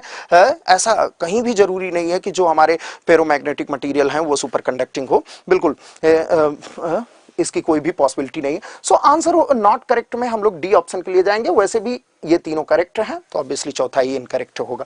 नेक्स्ट क्वेश्चन की तरफ जाते हैं। नेक्स्ट क्वेश्चन है हमारा, according to Bragg's law, if an electromagnetic wave is diffracted when it is passed through a series of small slits spaced at distance d apart and order of diffraction is n, if the angle between the diffracted beam and incident beam is 2 theta, then the relationship between if the angle between the diffracted beam and incident beam, जरा बनाइए। ये आपका suppose plane है, ठीक है, let us suppose this is the plane and like this. तो यहां से कोई बीम ऐसे जा रही है, तो ये इंसिडेंट है और ये डिफ्रैक्टेड है, तो ये एंगल 2 थीटा है। तो ये एंगल कितना हो जाएगा, कोई भी एक एंगल थीटा हो जाएगा, ठीक है। Then the relationship between the wavelength lambda and this angle of diffraction is, तो मैंने आपको ये लिखा है n lambda is equal to 2d। मैं HKL भी लिखता हूं साइन थीटा, यहाँ HKL नहीं लिखा है तो 2d साइन थीटा ले लीजिए, HKL हटा दीजिए, सो it is 2d sine theta. अभी रिवीजन वाले कोर्स में भी क्रिस्टलोग्राफी की शुरुआत ही इसी रिलेशनशिप के साथ की थी, जब एक्सरे डिफ्रैक्शन समझा रहा था। यूट्यूब पे वो वीडियो पड़ा होगा, देख लीजिए आप। तो इसमें कौन सा ऑप्शन सही हो जाएगा, a. So right choice for this question is given by option a. 52 के लिए हमारा आंसर ऑप्शन ए हो जाएगा। नेक्स्ट चलते हैं 53 में कह रहा है what is the approximate diameter of a copper wire of length 100 metre so length हमको दिया हुआ है 100 मीटर, ठीक है। If it is to be used as winding material in a transformer such that the resistance of the whole winding is 2 ohm, मतलब ये एक register बन रहा है जिसका रेजिस्टेंस 2 ओम है, दैट्स इट, ठीक। कॉपर की रेजिस्टिविटी आपको दी है इतने ओम मीटर, आपसे डायमीटर पूछ रहा है। हम सभी जानते हैं R is equal to rho l upon a, तो यहां से हमारे पास एरिया क्या आ जाएगा, रो एल अपॉन आर, ठीक है। ये एरिया क्या होता है, वायर है, तो वायर का एरिया सर्कुलर होगा, so pi d square by 4, this is equal to rho l upon A.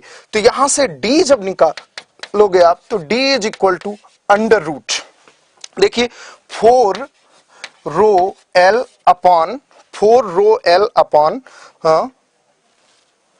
Row l upon R, this is R, ठीक।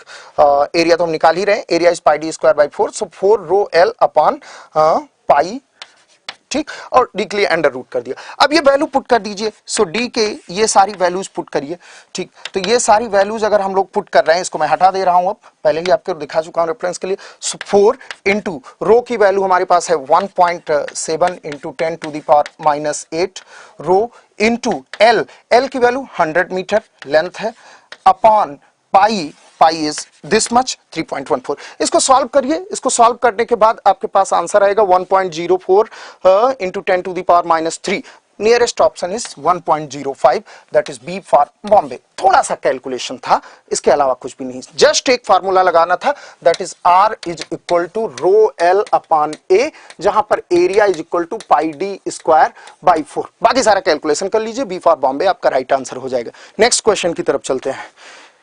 In next question he is saying that the temperature above which ferromagnetic materials lose their magnetic properties, बहुत ही simple question. मैं statement में आपको लिखाता हूं कि ferromagnetic material above Curie temperature become paramagnetic, ठीक है। सो फेरोमैग्नेटिक अपनी फेरोमैग्नेटिक प्रॉपर्टीज कब लूज कर रहा है, जब वो पैरामैग्नेटिक बन जा रहा है, और पैरामैग्नेटिक कब बन रहा है, क्यूरी टेम्परेचर पर, ठीक है। So answer would be given by option C, so right choice is Curie temperature. याद होगा आपको, मैं इस तरह से आपको कर्व भी बनाता हूं, ससेप्टिबिलिटी वर्सेस टेम्परेचर, और इस कर्व में हम लोग ऐसे बात करते हैं कि ये अगर हमारा थीटा है Curie temperature, so like this and like this हम लोग जाते हैं, ये आपका कुछ ऐसा, ये ये रीजन आपका फेरोमैग्नेटिक है, ये पैरामैग्नेटिक है। सो क्यूरी टेम्परेचर पर हमारा फेरोमैग्नेटिक मटेरियल अपना कैरेक्टर लूज करके it will convert into paramagnetic. So answer C for this question. Let us move on to the next question. Next question में कह रहा है कि there are some metals and chemical compounds whose resistivity becomes zero when their temperature is brought near 0 Kelvin. Such metals or compounds are said to have attained, अरे भाई इससे ज्यादा आसान क्या क्वेश्चन हो सकता है, ये रहा जी, रेजिस्टिविटी वर्सेस टेम्परेचर, ठीक। एंड रेजिस्टिविटी वर्सेस टेम्परेचर में हम लोग बात करते हैं लाइक दिस, ये टेम्परेचर टीसी कोई क्रिटिकल टेम्परेचर है, इसके बिलो ये सुपर कंडक्टिंग स्टेट है, इसके अबव नॉर्मल स्टेट है। सुपर कंडक्टिंग स्टेट में मटेरियल की रेजिस्टिविटी लगभग 0 हो जा रही। So we are talking about super conductivity in this question. So answer for this question is given by option B, ठीक है। 55 का आंसर ऑप्शन बी हो जाएगा। Move on to the next question. ये थोड़ा सा दिमाग लगाने वाला क्वेश्चन था। कह रहा है कि a blue lamp emits light of mean wavelength 4500 angstrom. So lambda is given and that lambda is 4500 angstrom. Angstrom का मतलब 10 टू द पावर -10 मीटर, ठीक है। The lamp is rated at 150 watt and 8% of the energy appears as emitted light. 150 watt इसकी rating है, लेकिन सिर्फ 8% energy light की तरह इमिट हो रही है। How many photons are emitted by the lamp पर सेकंड? आपसे पूछ रहा है कि लैंप से पर सेकंड कितने फोटॉन इमिट होंगे। सो पहले तो ये कैलकुलेट करिए कि लैंप से कितनी एनर्जी इमिट हो रही है, ठीक है। और उसके बाद अगर आप एक फोटॉन की एनर्जी कैलकुलेट कर लें तो टोटल एनर्जी को फोटॉन की एनर्जी से डिवाइड कर देंगे तो नंबर ऑफ फोटॉन्स मिल जाएगा। क्योंकि जब लाइट इमिट कर रही होगी तो लाइट को हम क्या मान सकते हैं कि that is n number of photons are emitted in series, ऐसा मान लीजिए, ठीक है। सो लेट अस सपोज एक फोटॉन की एनर्जी आपको पता चल गई तो उससे मल्टीप्लाई कर दीजिए नंबर ऑफ फोटॉन्स को, तो वो टोटल एनर्जी इमिटेड पर सेकंड पता चल जाएगा। सबसे पहले एनर्जी इमिटेड पर सेकंड पता करिए। एनर्जी इमिटेड पर सेकंड, एनर्जी इमिटेड पर सेकंड, एनर्जी इमिटेड पर सेकंड कितना 8% ऑफ 150 वाट, तो 8/100 इंटू 150 वाट का मतलब जूल पर सेकेंड, ठीक है। सो ये कितना हो जाएगा, ये आपका आ जाएगा 0 0 कैंसिल हो जाएगा, ये 3 ये 2 ये 4, so it comes out 12 joule पर सेकेंड। ये तो टोटल एनर्जी है because of all the photons. एक फोटॉन की एनर्जी निकालिए, energy of a photon, energy of a photon कितना होता है जी, एच न्यू। एच न्यू का मतलब एच सी बाई लेमडा, ठीक है। तो एच सी बाई लेमडा ये सारी वैल्यू हमको पता है, तो जूल में कैलकुलेट कर लीजिए। 6.625 into 10 to the power -34 into c की value 3 into 10 to the power 8 divided by lambda, lambda हमें दिया हुआ है 4500 इंटू 10 टू दी पावर -10, ठीक। तो ये एच न्यू आ गया। अब अगर आपको नंबर ऑफ फोटॉन पता करना है, so number of photons per second, ठीक। तो टोटल एनर्जी इमिटेड कितना है 12 divided by energy of a photon, ये जो फोटॉन की एनर्जी एच न्यू है उसको कैलकुलेट करके और डिवाइड कर दीजिए। जब आप इसको कैलकुलेट करके डिवाइड करेंगे, मैं डायरेक्ट वो आंसर लिख दे रहा हूं, so this will come out 27.2 roughly 27.15 into 10 to the power 18. So nearest option would be given by option C for this question. थोड़ा सा कैलकुलेशन, बाकी कंसेप्ट बहुत कुछ खास नहीं था। एक फोटॉन की एनर्जी आपको पता है, नंबर ऑफ फोटॉन्स आपको पता करने हैं, टोटल एनर्जी इमिटेड कितनी वो पता है, total energy emitted divided by energy of a photon will give you number of photons per second, that is the answer. Common sense थोड़ा सा। नेक्स्ट क्वेश्चन, नेक्स्ट क्वेश्चन में आपसे कह रहा है कि ये A good insulating material should possesses which of the following characteristic। जब मैं डाइलेक्ट्रिक वाला चैप्टर पढ़ाता हूं तो अंत में इंसुलेटर पढ़ाता हूं, और जब इंसुलेटर पढ़ाता हूं तो good dielectric good insulating material के कैरेक्टर लिखाता हूं। तो उन कैरेक्टर से आप मैच करिए। तो क्या है, हाई डाइलेक्ट्रिक स्ट्रेंथ, जी हां, ताकि लार्जर वोल्टेज हम अप्लाई कर सकें, ठीक है, ज्यादा मैग्नीट्यूड ऑफ वोल्टेज ये इंसुलेटर सस्टेन कर सके। लो परमिटिविटी, जी हां, परमिटिविटी अगर हाई होगी तो एज अ डाइलेक्ट्रिक यूज करेंगे, परमिटिविटी लो होगी तो इंसुलेटर की तरह। यहां किसका कैरेक्टर यूज कर रहा है, इंसुलेटर का, ठीक। लो थर्मल स्टेबिलिटी, जी नहीं, this is wrong. High thermal stability होना चाहिए, क्योंकि जो हीट डेवलप होगी उस हीट को आपको डिसिपेशन करना, तो लार्ज थर्मल स्टेबिलिटी अच्छी होगी तभी वो विदस्टैंड कर पाएगा, अदरवाइज थर्मल ब्रेकडाउन होने के चांसेस होंगे। सो मैं इसको आपको लिखाता हूं हाई थर्मल स्ट्रेंथ, लेकिन यहां पर क्या कह रहा है, लो। So third one is wrong, third one is wrong. आपसे कह रहा है करेक्ट कोड बताइए, select the correct answer using the code below। तो करेक्ट कौन से, 1 and 2, so answer would be given by option A। so right choice for this question is given by option A। 58 का answer हो जाएगा option A। next move करते हैं। next one is most substances are not magnets because, option देखिए, they do not have sufficient energy to produce magnetic behavior। Second option, their electrons do not move truly. The electrons usually pair up with the spins opposite to each other so that their fields cancel each other. Their electrons strongly bind to nucleus as they have more number of protons and electrons। याद हो आपको, जहां मैं आपको पढ़ाता हूं कि origin of permanent magnetic dipole moment, मैं 3 कारण बताता हूं कि permanent magnetic dipole moment of an atom is because of the orbital angular momentum of electron, spin angular momentum of electron and nuclear spin। फिर मैं आगे आपको यह भी कहता हूं कि ऑर्बिटल एंगुलर मोमेंटम और न्यूक्लियर स्पिन एक दूसरे को कैंसिल करने की कोशिश करते हैं, जिसकी वजह से उनका इफेक्ट बहुत कम होता है। So mainly magnetic properties of the material are decided by the electron spin dipole moment. अब वहां इलेक्ट्रॉन स्पिन डायपोल मोमेंट की हेडिंग पुट करके मैं आपको बताता हूं कि अगर कोई एलिमेंट है, सारे इलेक्ट्रॉन पेयर्ड हैं, तो सारे इलेक्ट्रॉन पेयर्ड का मतलब एक एंटी क्लॉकवाइज और क्लॉकवाइज। तो एंटी क्लॉकवाइज के कारण अगर डायपोल मोमेंट इधर, तो क्लॉकवाइज के कारण इधर, एक दूसरे को कैंसिल कर देंगे और नेट डायपोल मोमेंट 0 होगा। लेकिन अगर कोई इलेक्ट्रॉन अनपेयर्ड है तो फिर ये कैंसिल नहीं हो पाएगा and it will produce net electron spin dipole moment.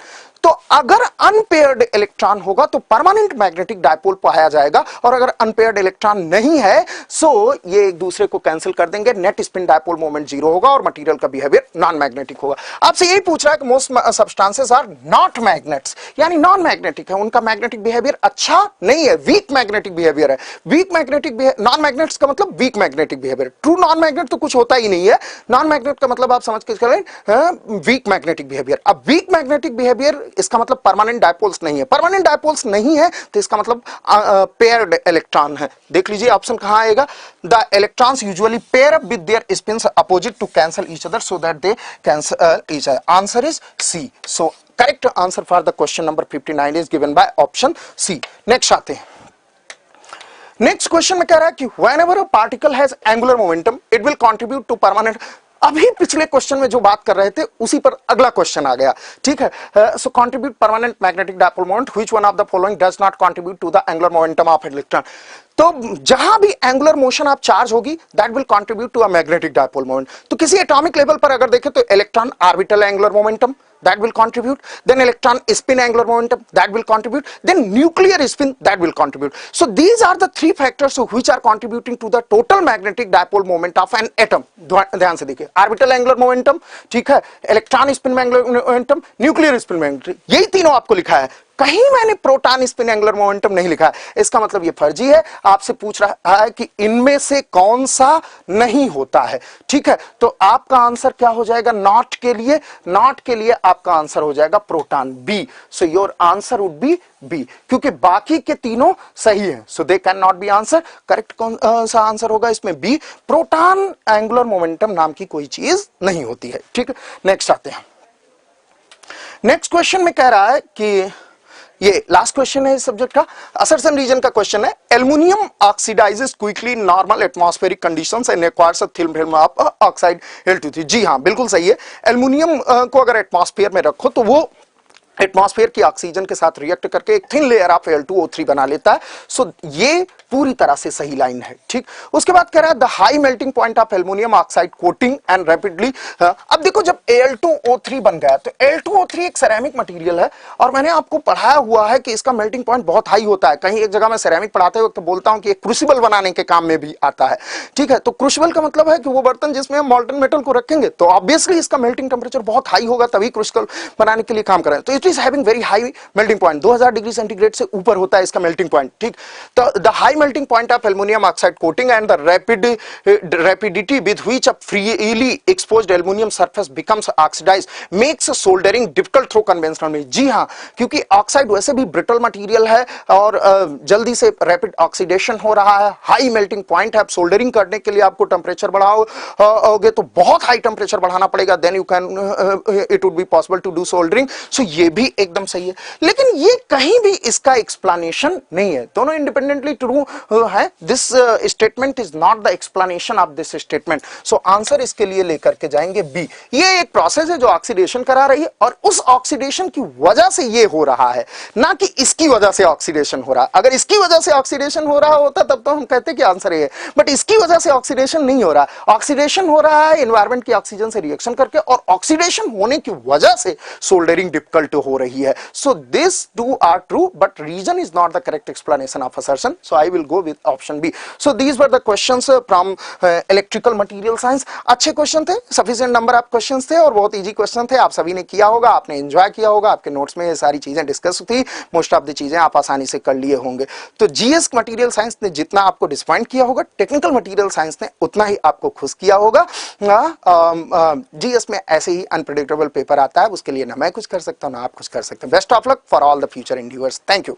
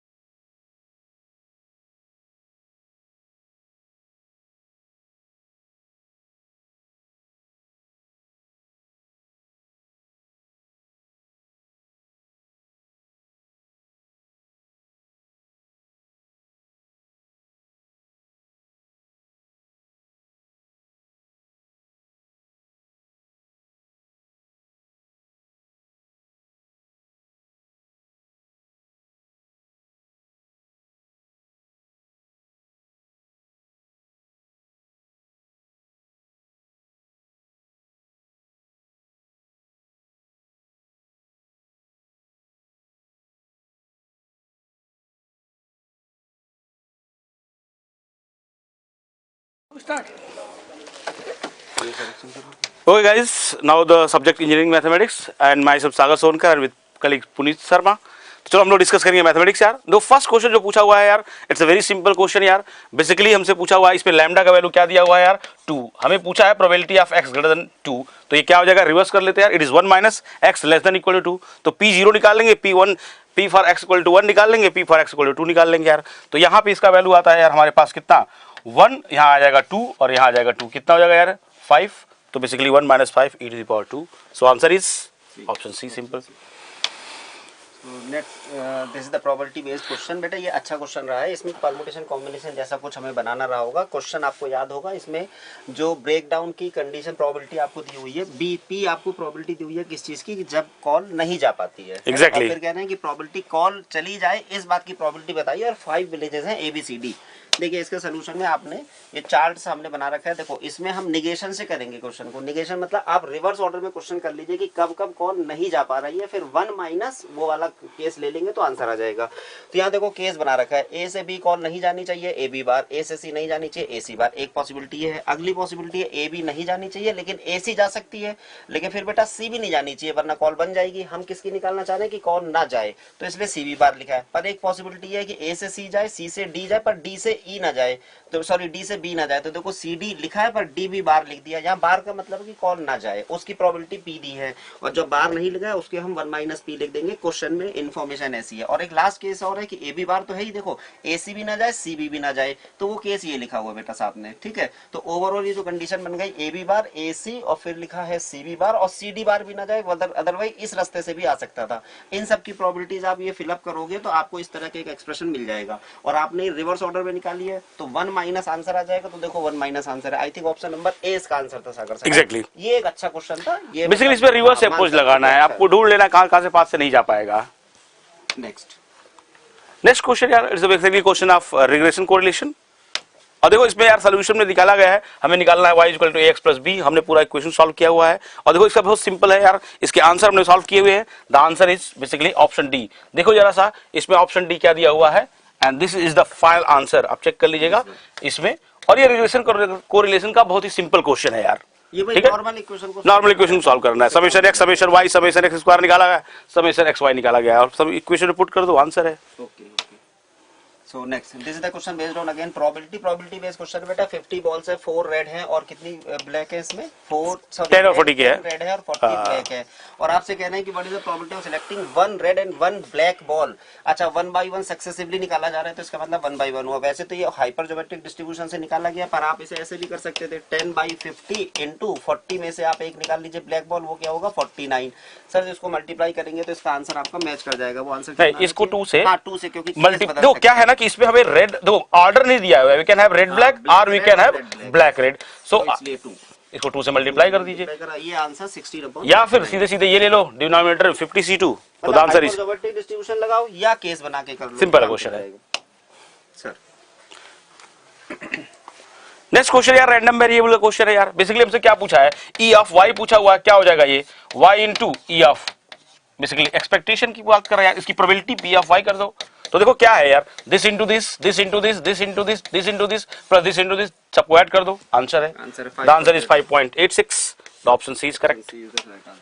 Next question था 4 ईयर सीरीज का है। आज से 3 साल पहले cos स्क्वायर x की 4 ईयर सीरीज पूछी थी, इस बार इन्होंने sin स्क्वायर x की पूछ ली। कोई 4 ईयर सीरीज मत लगाइए, सिंपल sin स्क्वायर x का 9th क्लास का फॉर्मूला लगा दीजिए, 1 माइनस cos 2x/2, बस वही आपका बेटा 4 ईयर सीरीज हो जाती है, क्योंकि इसमें आगे के टर्म सब 0 0 0 हो जाएंगे। कांस्टेंट्स अगर आप 4 ईयर कोएफिशिएंट्स निकालोगे तो 0 आएंगे, बिल्कुल सीधे आंसर है। इसको सॉल्व करने की जो इसकी रिक्वायरमेंट ही नहीं थी सॉल्व करने की यार, हालांकि कर दिया है लेकिन फिर भी आप डायरेक्ट कर सकते हो उसे। The answer is correct.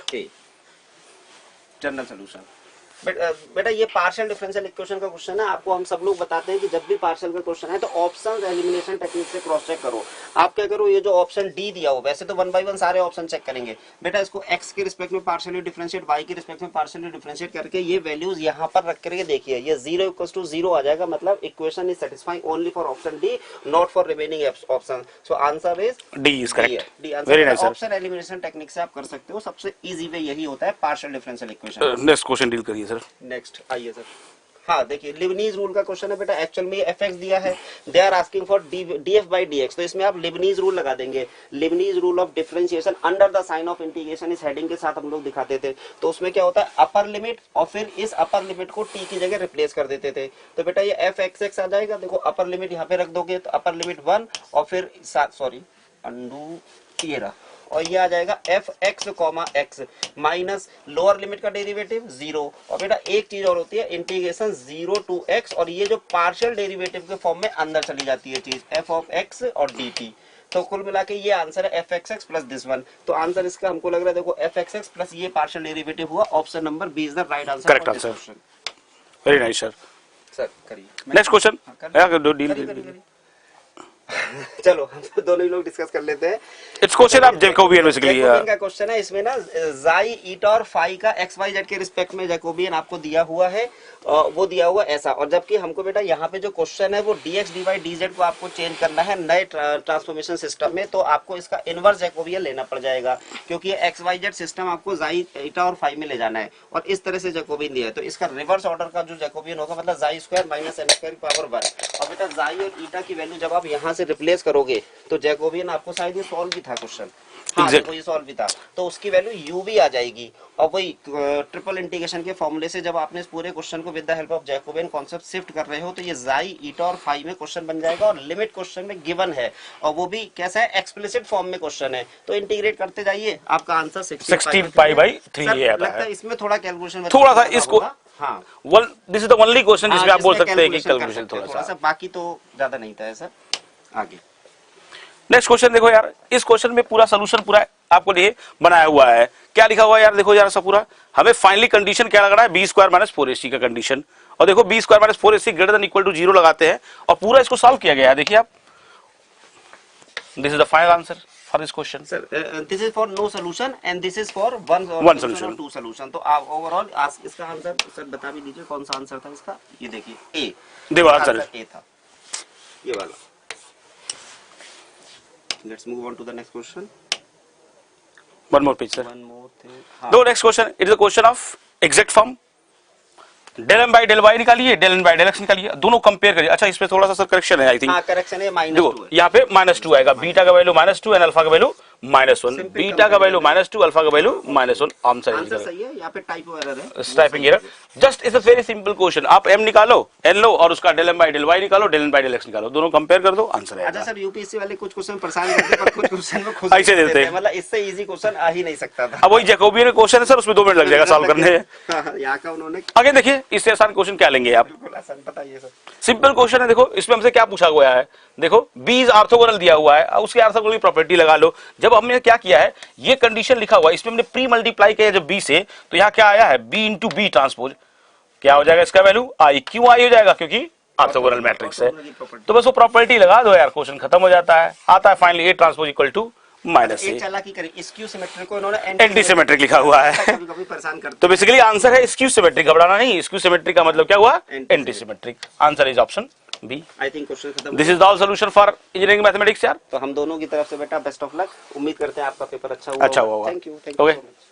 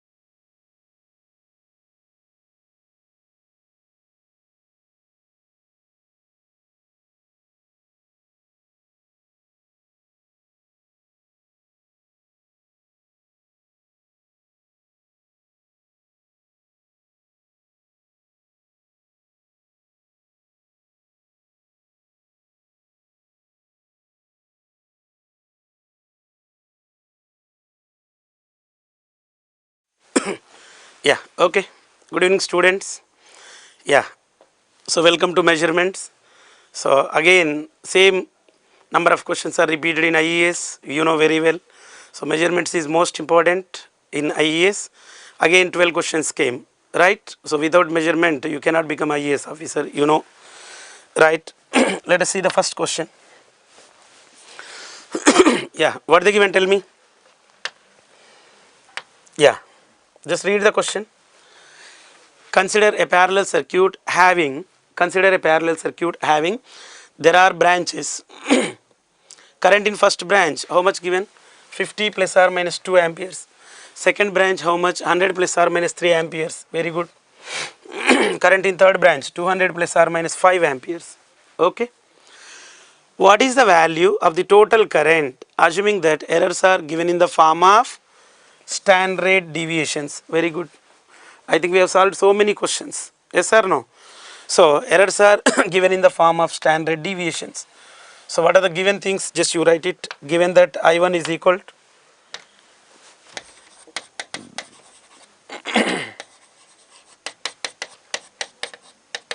right. Given that I1 is how much? 50 plus or minus 2 amperes. Right. I2 is how much? 100 plus or minus 3 amperes. I3 is how much? 200 plus or minus 5 amperes. Clear? But the errors are given in the form of standard deviations. Yes or no? Errors are given in the form of standard deviations. Okay.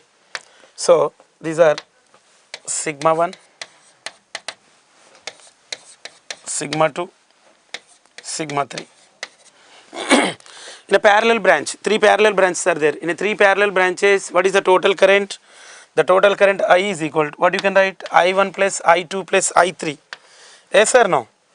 I1 plus total current I is equal to I1 plus I2 plus I3. Clear? Yeah. Now anyway, differentiate partially. Right. Differentiate partially with respect to I1. Shall I write directly? What is the partial differentiation of I1? 1.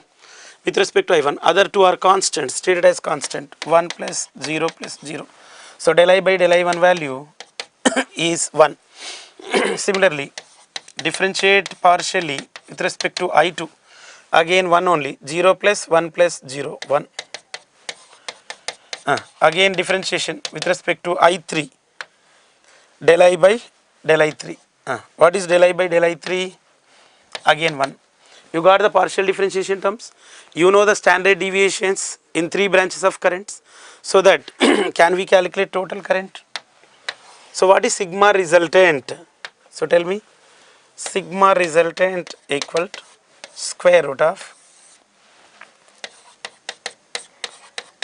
del I by del I1 whole square into sigma 1 square plus del I by del I2 whole square into sigma 2 square plus del I by del I3 whole square into sigma 3 square. Only explanation point of view, I am explaining clearly, but it is simple, shortcut only. Right, only 1 second it will take, or 10 seconds, hardly less than minute. Why? So all partial differentiation terms are 1 only. Yes? So whenever all partial differentiation terms are 1, you can write directly sigma 1 square plus sigma 2 square plus sigma 3 square. So directly by looking the question we can tell you 2 square plus 3 square plus 5 square. Yes or no? So shall I write directly? Right?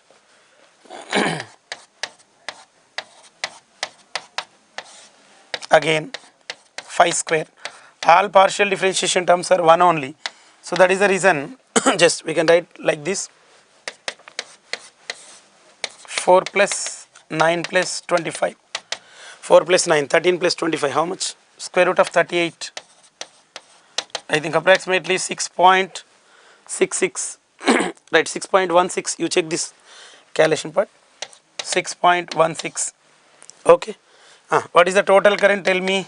I total is equal to I1 plus I2 plus I3 now.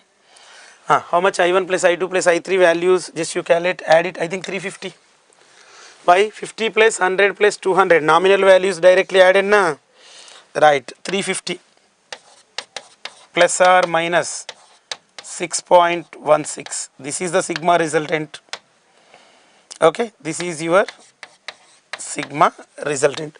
Now which is the correct option? Hence, so hence option C, hence option C is the correct answer, okay. 350 plus or minus 6.16 is the correct option, okay. Go to next question. Yeah, tell me, which one of the following is not a self-generating type transducer? Please tell me, all of you, what do you mean by self-generating type transducer? What is the meaning of self-generating type transducer? That means these are the transducers which do not require any external energy source. Self-generating is also called, we can call it as active transducers. Tell me. Bourdon gauge for the measurement of pressure, okay. Right, Bourdon gauge for the measurement of pressure, some primary transducer definitely required. Bourdon gauge is a primary transducer. Pitot tube for the measurement of fluid flow, again this is also primary transducer, right. Thermistor for the measurement of temperature, obviously what is thermistor?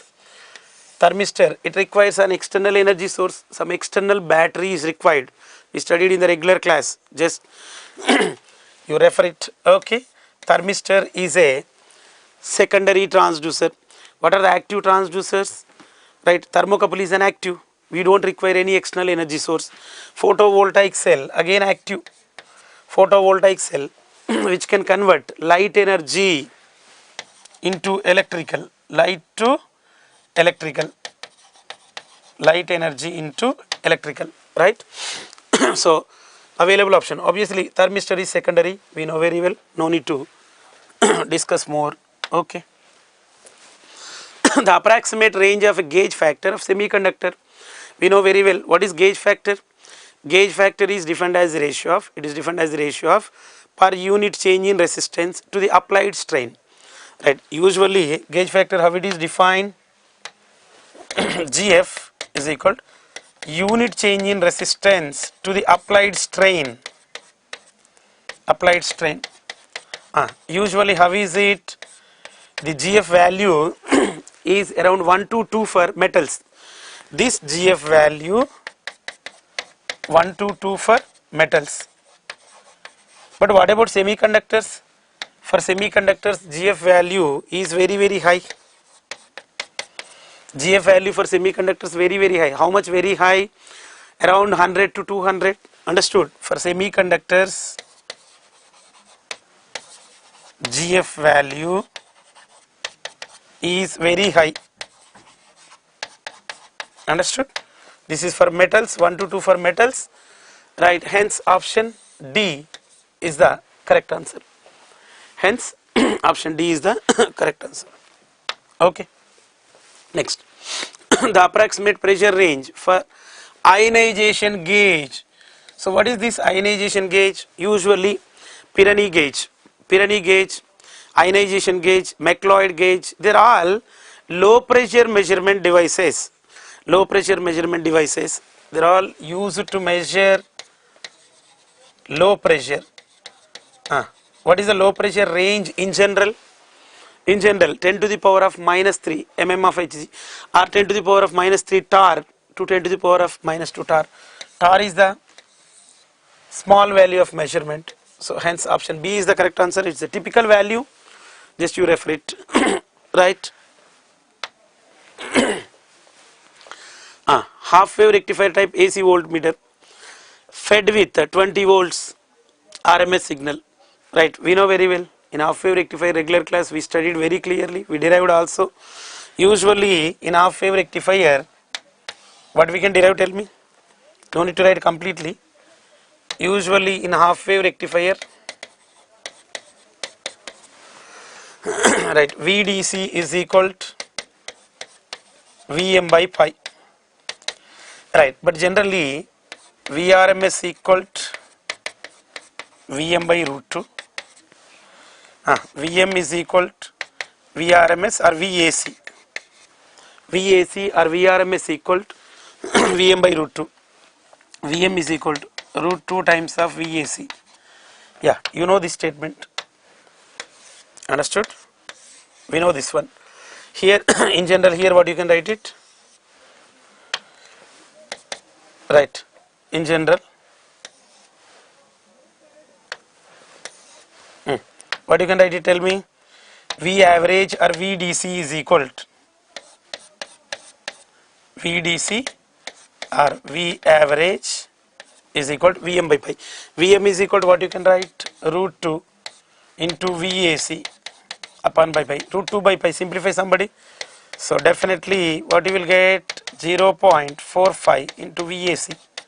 You refer this calculation. Directly you can use this equation. So AC how much given, tell me? So AC voltage 20 volts, AC voltage given that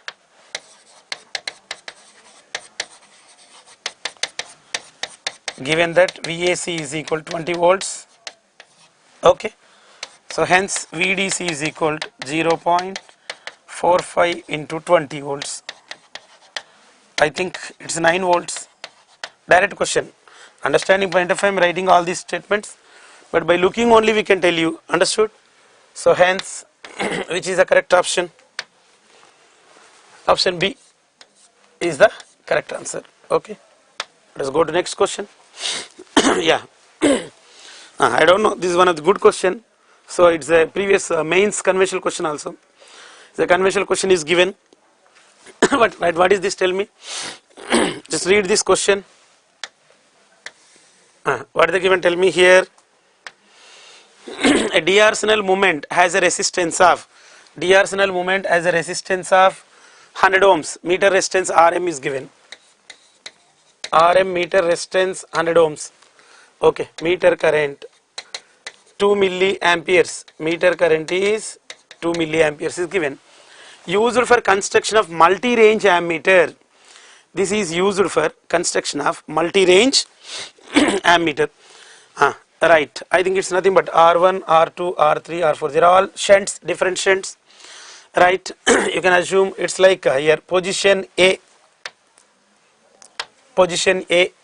This is position A. This is position B. Position C. This is position D, suppose. Right. Whenever the switch is, this is your switch. Right. This is your switch. Whenever the switch is moved to position A, what will happen? Yeah. Just I solved this one. Right. I will explain the solution to you here. Just you look at when the switch is at right, when the switch is at position A, this is position A. Understood? This is position A, B, C, D. Already we given here. This is position D. Okay. And now look at whenever the switch is at position A, right, what we can say? What is the multiplication factor? Tell me. Multiplication factor M is equal to I1 upon IM. This is the multiplication factor. Just you observe, all of you.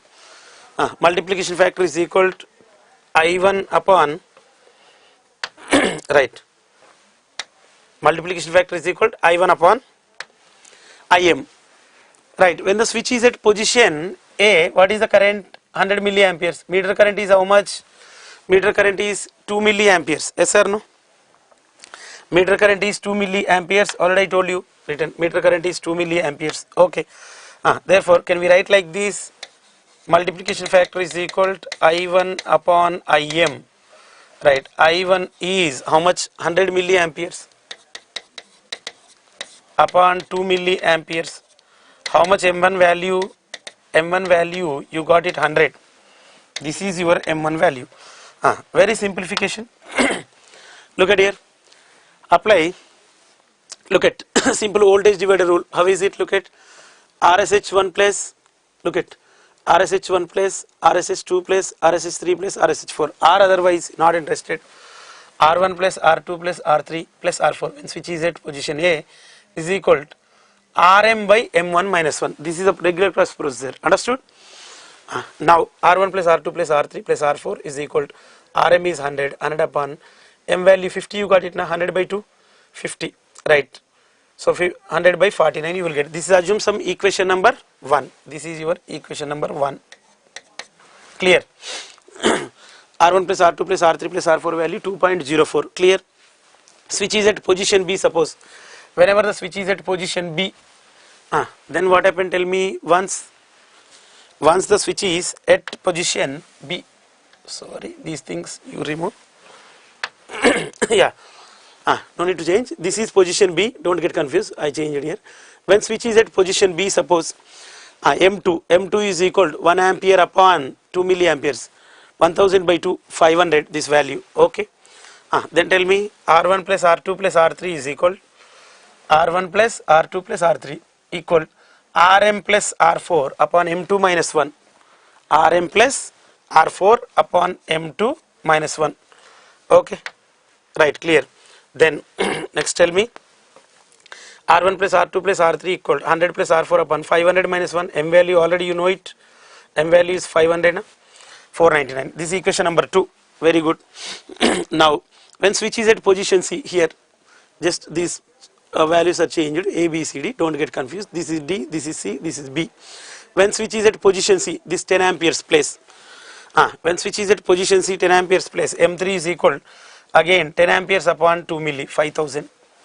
What is the value, tell me, R1 plus R2, this portion, R1 plus R2 is equal Rm plus R3 plus R4 by M3 minus 1. Right, substitute R1 plus R2 equal to 100 plus R3 plus R4 upon 4999. This is equation number 3. Okay, note down this equation number 3. Clear? You know equation number 2, you know equation number 3.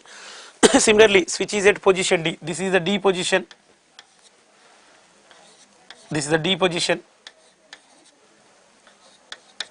Okay. Whenever this is the D position, switch is at D position, tell me M4 is equal to 100 amperes, I upon Im, 100 upon 2 milliamperes, 50,000. Right, again tell me how is it, this portion R1, switch is at D position, switch came over here, this position came, switches came over here, understood? Now please tell me R1 equal to R2 plus R3 plus R4 plus Rm upon M4 minus 1. Now again R1 equal to 100 plus R2 plus R3 plus R4 upon 50,000 minus 1, 49,999. This is equation number 4. I don't know, this is a conventional question is given, but I will tell the logic to you. Okay. Solve equation number 192. Whenever if you are solving equation number 192, look at, once you are solving equation number 192, you will get the value of R4. How much R4 value? 1.836. You check it. 1.836. Okay. Now, look at here. Substitute R4 value. Substitute R4 value in equation number 2 and 3. Okay, already you know equation number 2 and 3. Yes or no? Look at, this is your equation number 2 and 3. Substitute R4 value in equation number 2 and 3. Then you will get another equation, new equation. Once you are substituting R4 value 1.836, 100 plus 1.836 upon 499. Okay, 101.836 upon 499, 0.20408. This equation number 5. Similarly, another equation, tell me 3. Equation number 3 will become R1 plus R2 equal to 100 plus R3 plus 1.836 upon 4,999. This is equation number 6. Again solve equation number 5 and 6.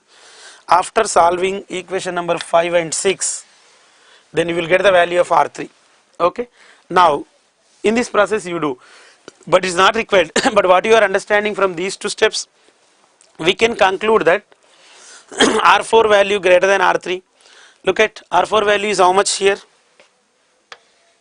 Look at all of you. R4 value, how much you got it? Yeah. Where you calculated R4 value? This is R3 value. Right.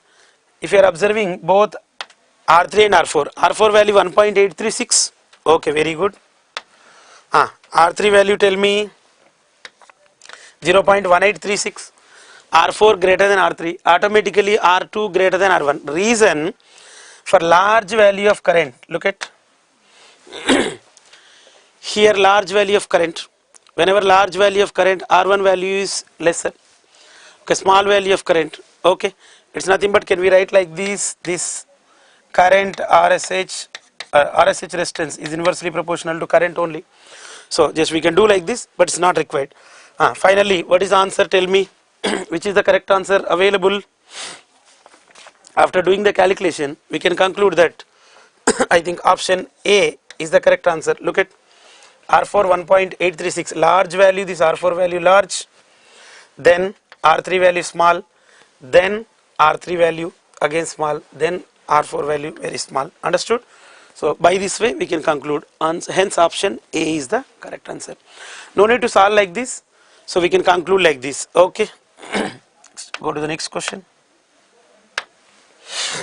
Yeah, the torque generated in the aluminum disc of induction type energy meter maximum when the phase difference between the magnetic fields of shunt and series of electromagnets is equal to, you know very well, in the energy meter we are going to discuss, right? I don't want to draw the diagram here completely, but in the energy meter,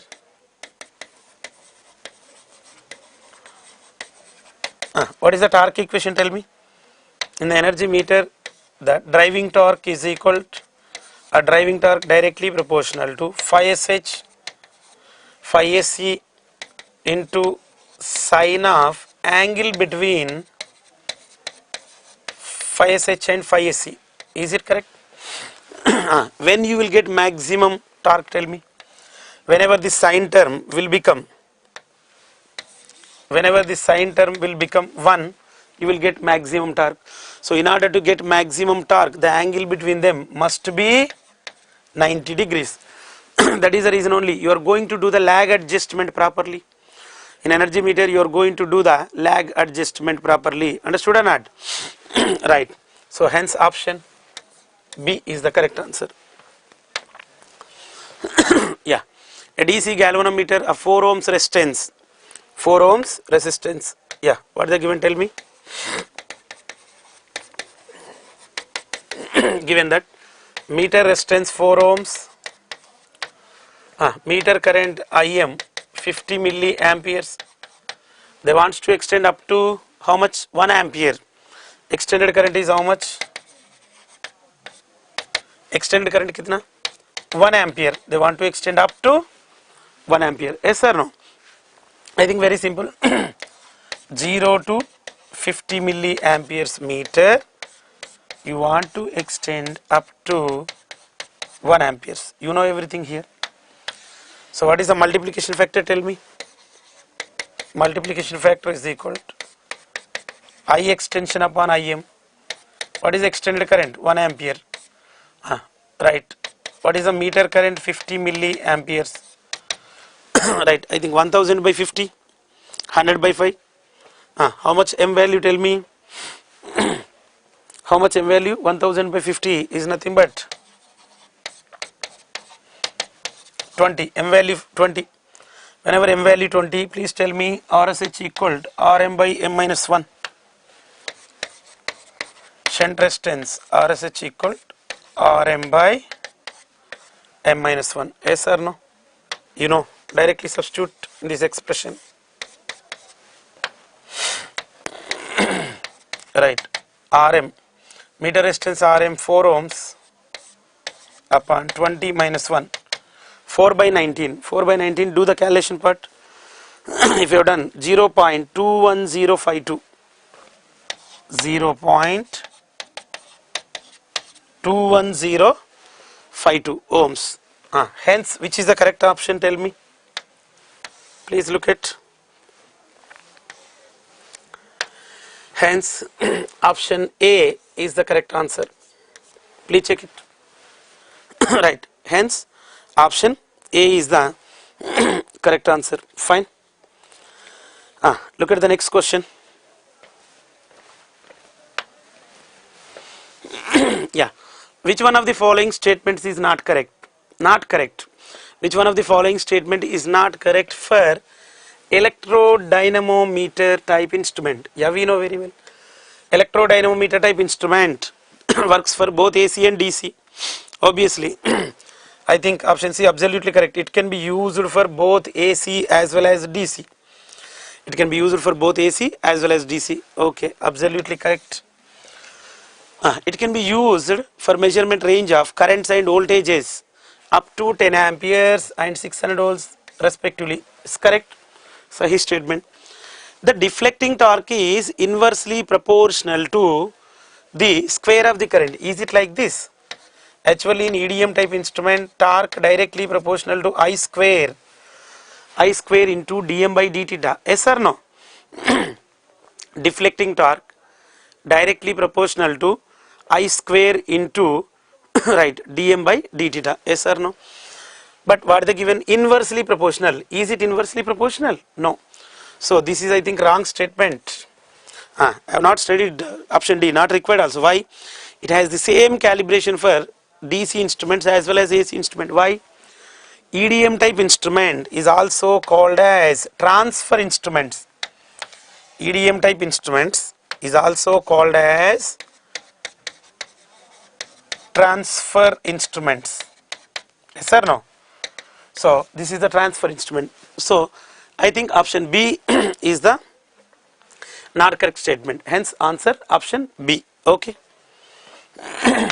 Yeah. Next tell me. Yeah. Again, this is the basic fundamental classes we have been covered every time. Even though, right, even though this is, sometimes we may skip it, but it's important. Again question came. That's what I am going to tell in the usual regular classes. Usually in the regular classes. The controlling torque of a gravity controlled measuring instrument is directly proportional to, very good, right, in a gravity control technique, right, in a gravity control technique, what you can write? In a gravity control technique, whatever the control torque developed is there, the control torque developed is directly proportional to WL sin theta or otherwise MGL sin theta,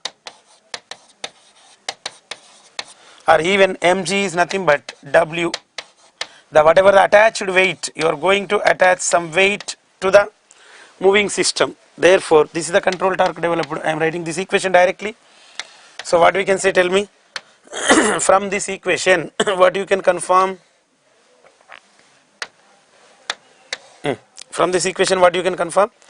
So torque directly proportional to sin theta. So hence which option is correct? Obviously option D is the correct answer. Whatever the torque developed is there in a gravity control technique, directly proportional to sin theta. Okay. Yeah. Next. Yeah, read this question all of you. Yeah.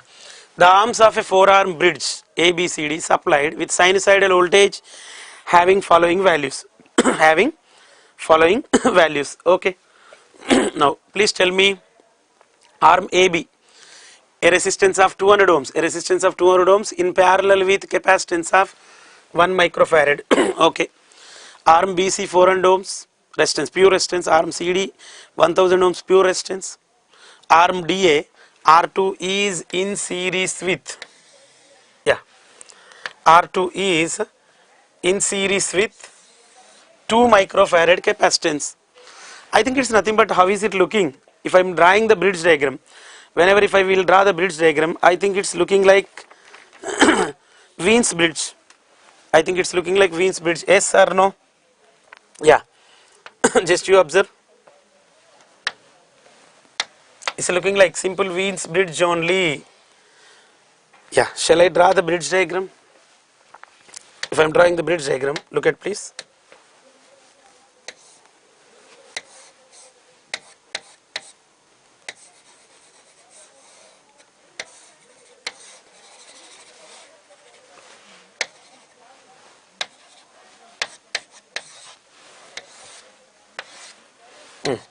This is R1, this is C1,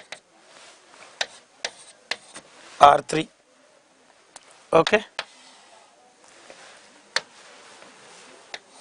Here what they are saying? R2 and C2, right? This is your oscillator. Yeah, this is your oscillator. This is A, B, C, D. Okay. Now directly we can do. Once you observe the bridge diagram, this is nothing. This is R2, C2, R4. This is nothing but your Wien's bridge. Whenever if it is Wien's bridge, please tell me. Yeah, once it is a Wien's bridge, this is nothing but detector. If you identify this is Wien's bridge, but what they given, tell me. Given that R1 value given, C1 value given. R1 value is how much? 200 ohms. This is 1 microfarad. Okay. I think R2 you need to find. C2 is given. C2 is how much? Tell me. C2 value 2 microfarads. R3. R3 value is how much given? 400 ohms. R4 I think 1000 ohms. Clear? I think all values are given. But this is nothing but Wien's bridge. Once you identify this is Wien's bridge, in a Wien's bridge, after doing the balanced equations or after writing the balanced equations, okay, so this is Wien's bridge. In a Wien's bridge at balanced condition, real part equating to 0. In the real part you are going to get this equation like this. R3 into 1 minus omega square R1 R2 C1 C2 equal to 0. Omega is equal to 1 by square root of R1 R2 C1 C2, or otherwise simply F is equal to 1 by 2 pi square root of R1 R2 C1 C2. Yeah, you will get this equation. This is the real part term. Similarly, imaginary part equating. I am writing this step directly. Only 2 steps you required to solve. In the regular class we are doing, but here due to time constraint I am writing directly. Imaginary part. So what is imaginary part condition? Right. Imaginary part condition. Just we can write like this: R4 upon R3. R4 upon R3 is equal R2 upon R1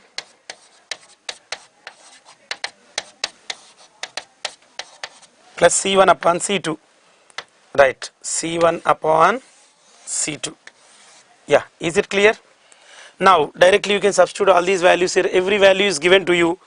So whenever every value is given to you, please tell me. R4 upon R3 is equal right 1000 by 400 is equal to R2 we need to calculate, right, R2 upon R1. R1 is how much? 200. C1 upon C2. C1 is how much? 1 microfarad. C2 2 microfarads. 1 by 2.5. Is it clear? Simplify this value. After making simplification, here 1000 by 400, 2.5, R2 by 200, R2 by 200 plus this is 0.5, R2 by 200 is equal to 2.5 minus 0.5, 2, R2 value 400 ohms, right, you got it, R2 value 400 ohms. Once you got R2 400 ohms, you can calculate F. Yes or no? Directly substitute F is equal to, you know already, 1 upon 2 pi.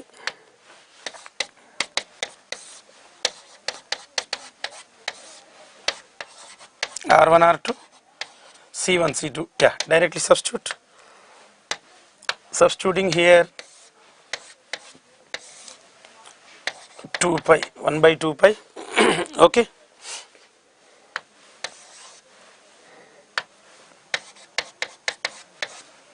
Substitute all these values. R1 R2 R1 value is how much? So already given, R1 value is how much given? 200, R2 400, okay, R2 is 400, C1 C2 1 microfarad, 2 microfarad. Yeah, simplify this value. I think 2 into 200, 400, 400 you can bring out 400, 10 to the power of minus 6 you can bring out. So what is the final value? Do the final calculation. 2 pi into 400 into 10 to the power of minus 6. Simplify this value. After making simplification, what is the final answer? Tell me. Yeah, you will get the value is around 397.88 megahertz, or approximately 398 megahertz. So which is the available option? Tell me. 398 megahertz and 400 ohms. Hence option B is the correct answer. Okay, I hope that understood. You go to the next question. Yeah, is it clear? I hope that these are the measurement questions came right, so you can score better way. I thought that you have been written very good. Okay, right.